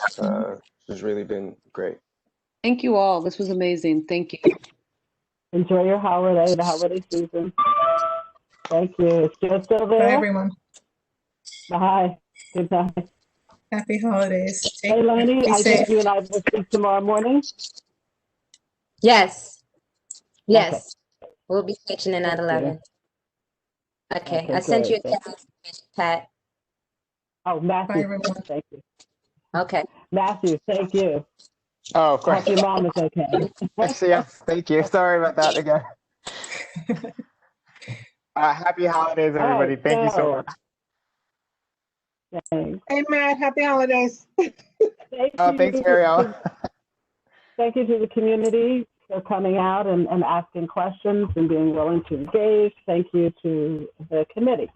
Now, it is 25 after 9, and I have a question. We're supposed to, as a writing to post, and there was a lot of energy put into this by Christine and Lucian and Betty, but it is 25 after 9. Can everybody kind of unmute and tell me what you want to do? Now, let me also say that Christine and Mariama wrote the reso because the eviction moratorium will be ending at this moment. We think it will be ending January 1st. And we wanted to get something out there in favor of extending it. And based on some of the bills that Senator Kavanaugh and Assemblyperson Newleen have written.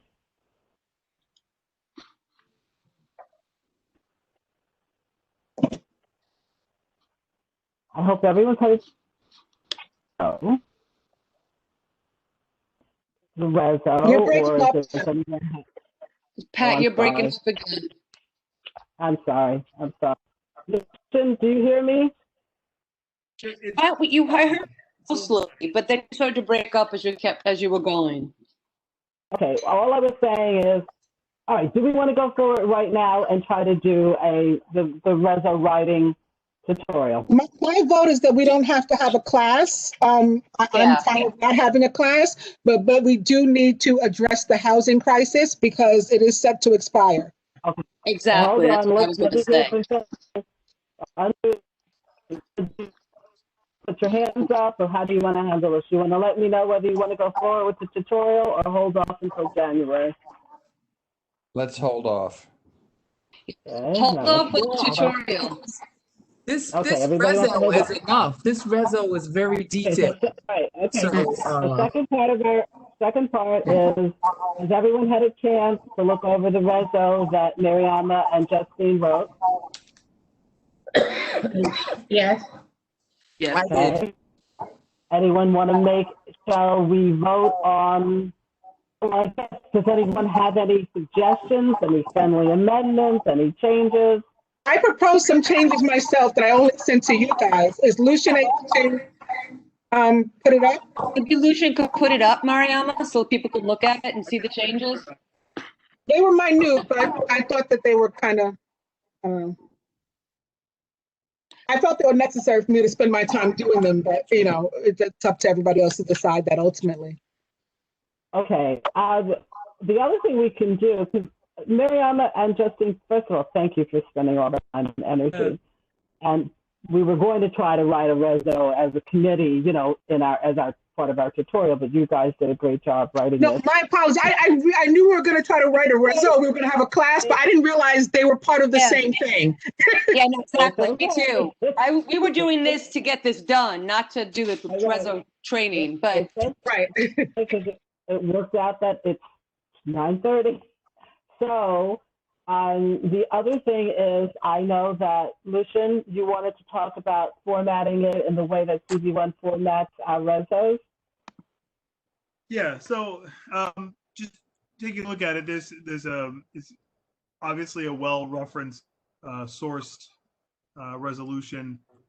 What I would probably want to do is eliminate the bulleting, condense a lot of this into simpler whereas statements, and then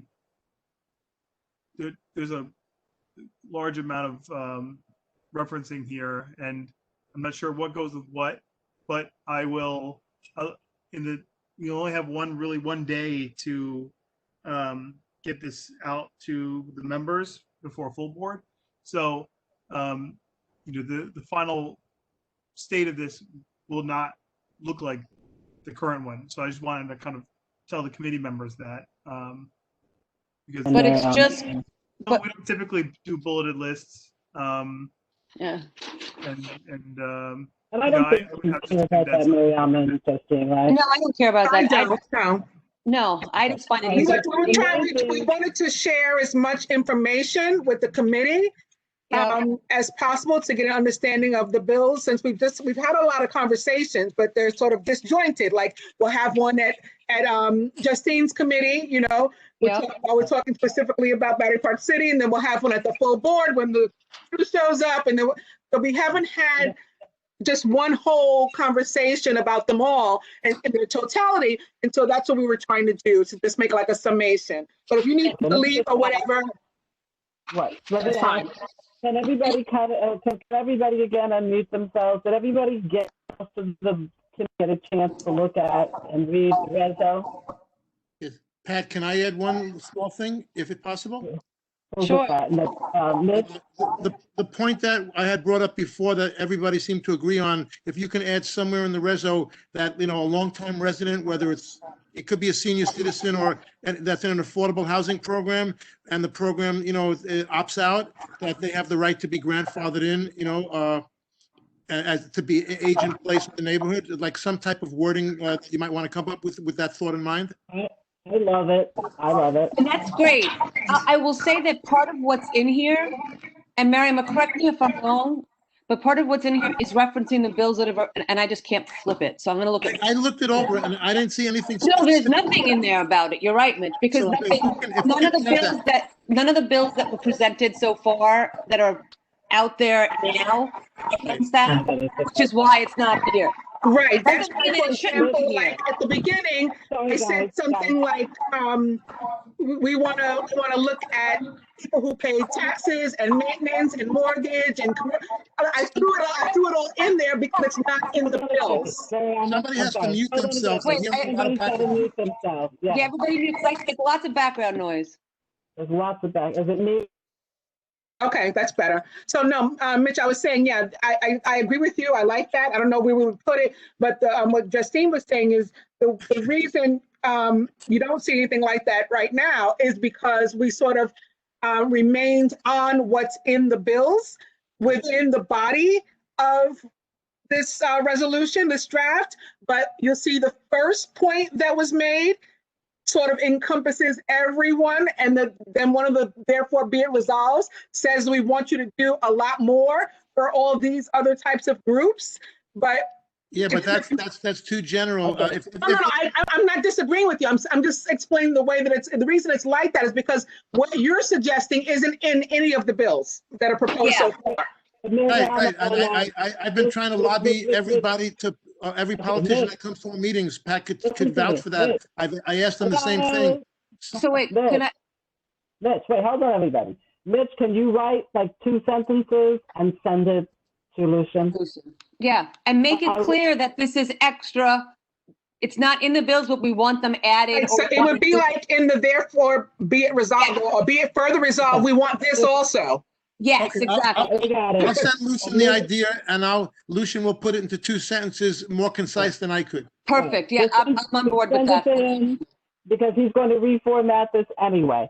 Anybody else have a friendly amendment? Say an issue with the essence of this We can call that message? the MF bill. Just a little grammar question. Is in the very beginning, extending from, is extending used correctly in that sentence? Where? The very first one. The very, Yeah. After the further, I think it's the very first resolved.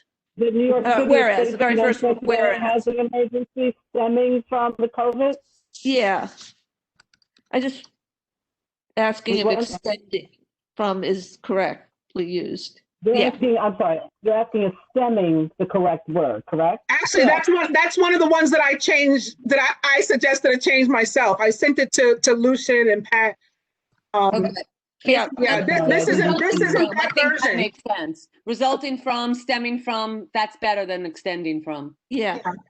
Okay, I didn't see the change. Okay, so Let me, you're willing to accept. Let me read you the one that I changed it to. I changed that whole sentence.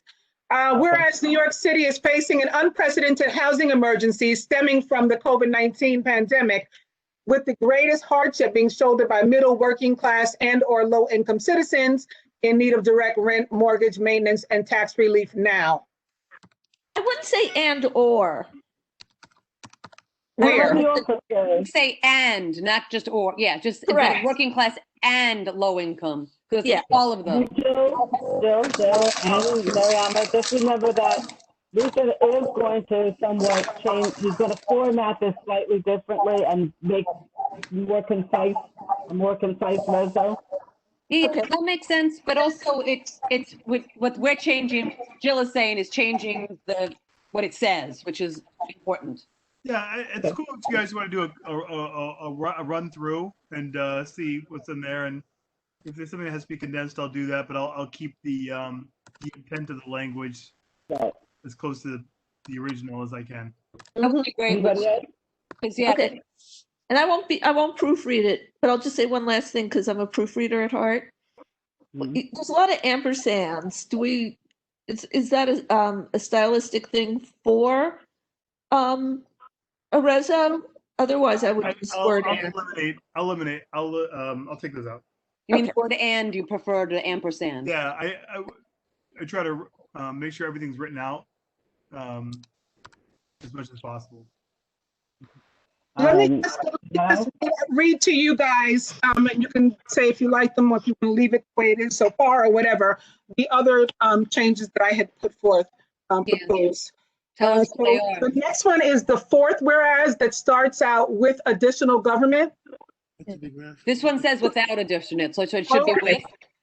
Oh, right, without Okay. additional government intervention, individuals and families unable to pay the cost of housing will become homeless. I decided to take out displaced. I felt like displaced was too soft, okay? But you can make your own determination. Okay, I'm good with homeless. Resulting in an increase in double-up housing and the population of unhoused individuals and families, both of which would accelerate the spread of COVID-19 infection, and varying types of pandemic-related federal assistance programs have or will expire by the end of 2020. One comment would be to say risk homelessness or risk being homeless. You could also say housing will become housing insecure, but displaced. I think displaced is effective. Okay, it felt a little, like we weren't. It wasn't making the full message. Like without help, people will become homeless. It's not risk coming. No, well, Some no, will. I think it's more than at risk for a lot of people. Not Yeah, I think for a lot of people it's will. They've already lost their job. Without help, they're going to lose their home.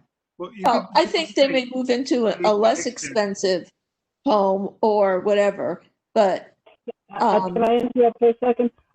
Lucian, so are you saying that you're going to make the changes and then send this reso out to the committee to review again?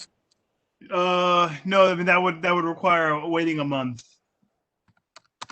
And we don't want to wait. Well, No. If the committee doesn't want to wait, I would Exactly. say you would vote on this not as like gospel and the exact wording of this, but you would allow me to Right. condense it. We're going to vote on the spirit of the reso, and you will change some of the language. And if people have, it's like 25 to 10. Yeah. And so if it's possible, Mariama and Justine have already suggested some revised language. If anyone else on the committee has anything they want to suggest, please do now. If not, can we vote on the spirit of the reso, and we will then see the revised reso. That's what I was asking though, Lucian. Are you going to still send out the revised reso to us before Tuesday? We're not voting on it. You're just going to send it I'll out. send it to the entire board with the in a package with all the other resolutions. Okay. So does everyone understand that? Yeah. So Yes. do we We're want to voting now. vote? Is I what we're have a saying. suggestion. I just have like a little suggestion. Yes, Hey, in the be it further resolved, the first one.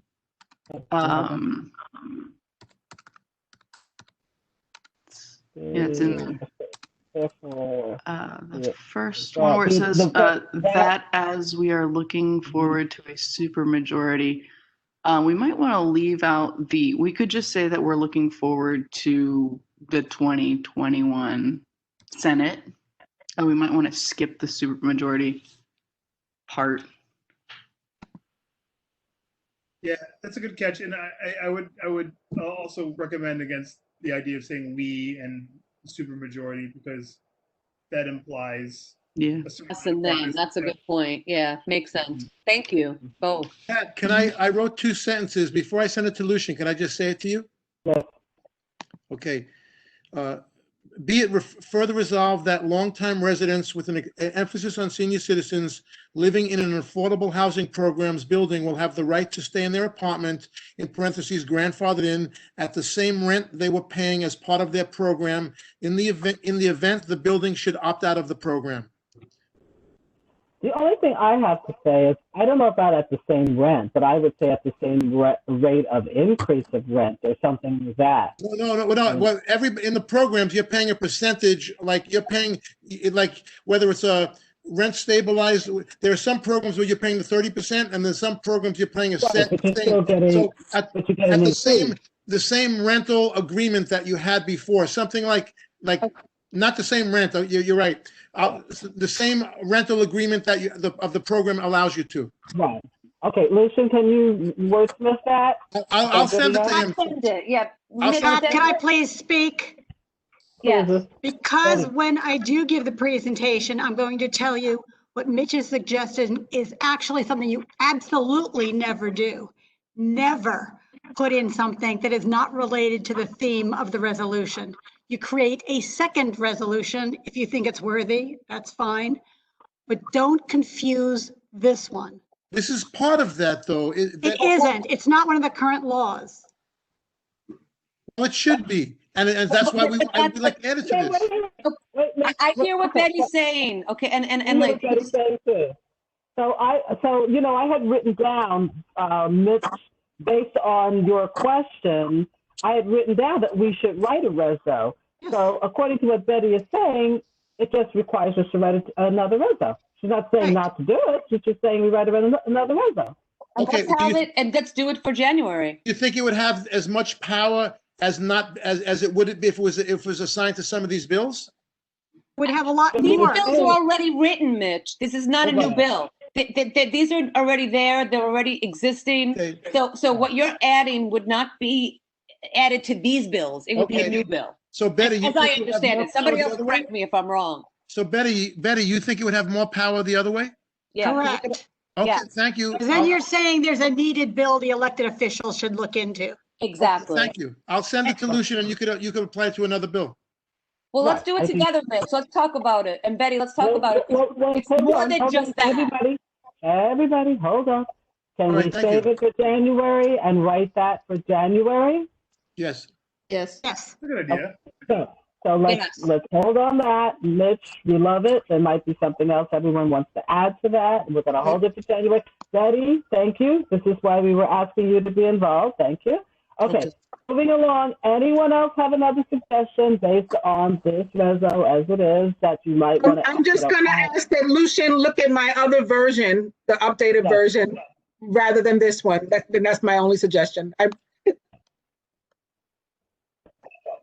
But I thought again, I just want to say thank you. You know, this is working out. It wasn't the intention in the beginning, but that's fine. This worked out perfectly. So thank you, Justine and Mariama. Okay, can we do a committee vote? Call the question? I'll second it if everybody's okay with that. So let's do it the way we've been doing it. If anyone, let's assume that we all are in favor. If you are not in favor, please let us know, call your name and say you're not in favor. Okay, anyone, what is it, recusing themselves? Or abstaining. Or abstaining, right.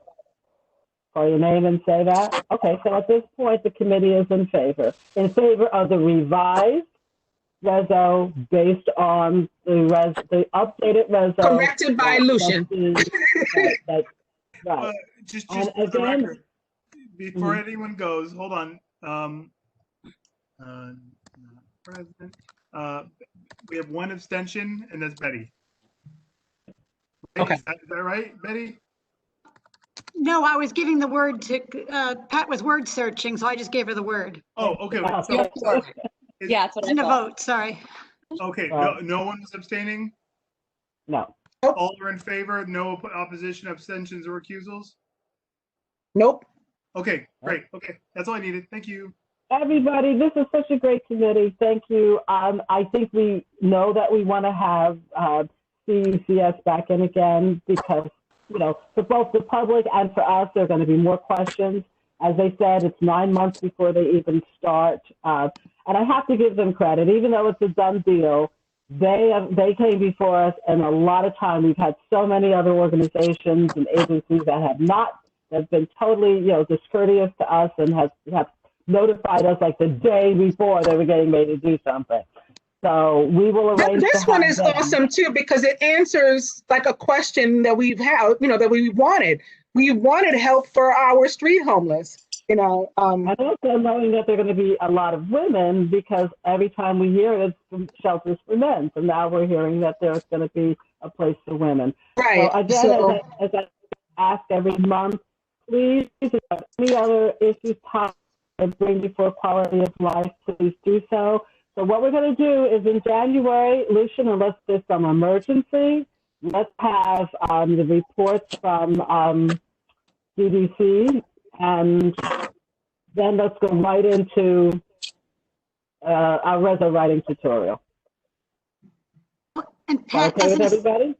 can I just say something as an aside? This is a little unrelated, but given it's Lalani, isn't it, from the Homeless Services? DHSS. Yeah. There should be a thank you to her because she took a lot of grief during the public sessions before when people were saying not to put anything on William Street because it wasn't looking after our local population. There should be some special acknowledgement that she did listen. Something is happening for that population, and that was very responsive of her. Okay, That's a good thanks, point. Betty. We will do that. I was going to also ask thank you, Betty. Yes. It's on the recording, so we'll all take note of that. But I also wanted to thank, unless there's an objection to it, CUCS for giving us ample notification, for being willing to talk to us, for being willing to answer any of our questions, and for being willing to come back as many times as we need them to. And they also asked me last night about doing outreach to the schools, outreach to Trinity, outreach to the restaurants, outreach to the retail. So they are concerned about the community as a whole. And so I'd like to send a thank you note to them also, if no one objects. Other than that, thank you, everybody. I support that. Thank you. Bye. Thank you. Yeah, I agree. Have a great weekend. I'll see everybody on Tuesday night. Yes. Thanks for being awesome. I'm using the kids' work. Night, Awesome good night. committee. Good night. Good night. Good night. Hey, so And wait a minute. Lucian, as always, thank you so much for everything that you do. I'm making sure that goes on video, the recording. Thanks, Pat, everyone. Appreciate you. Thanks. Good night.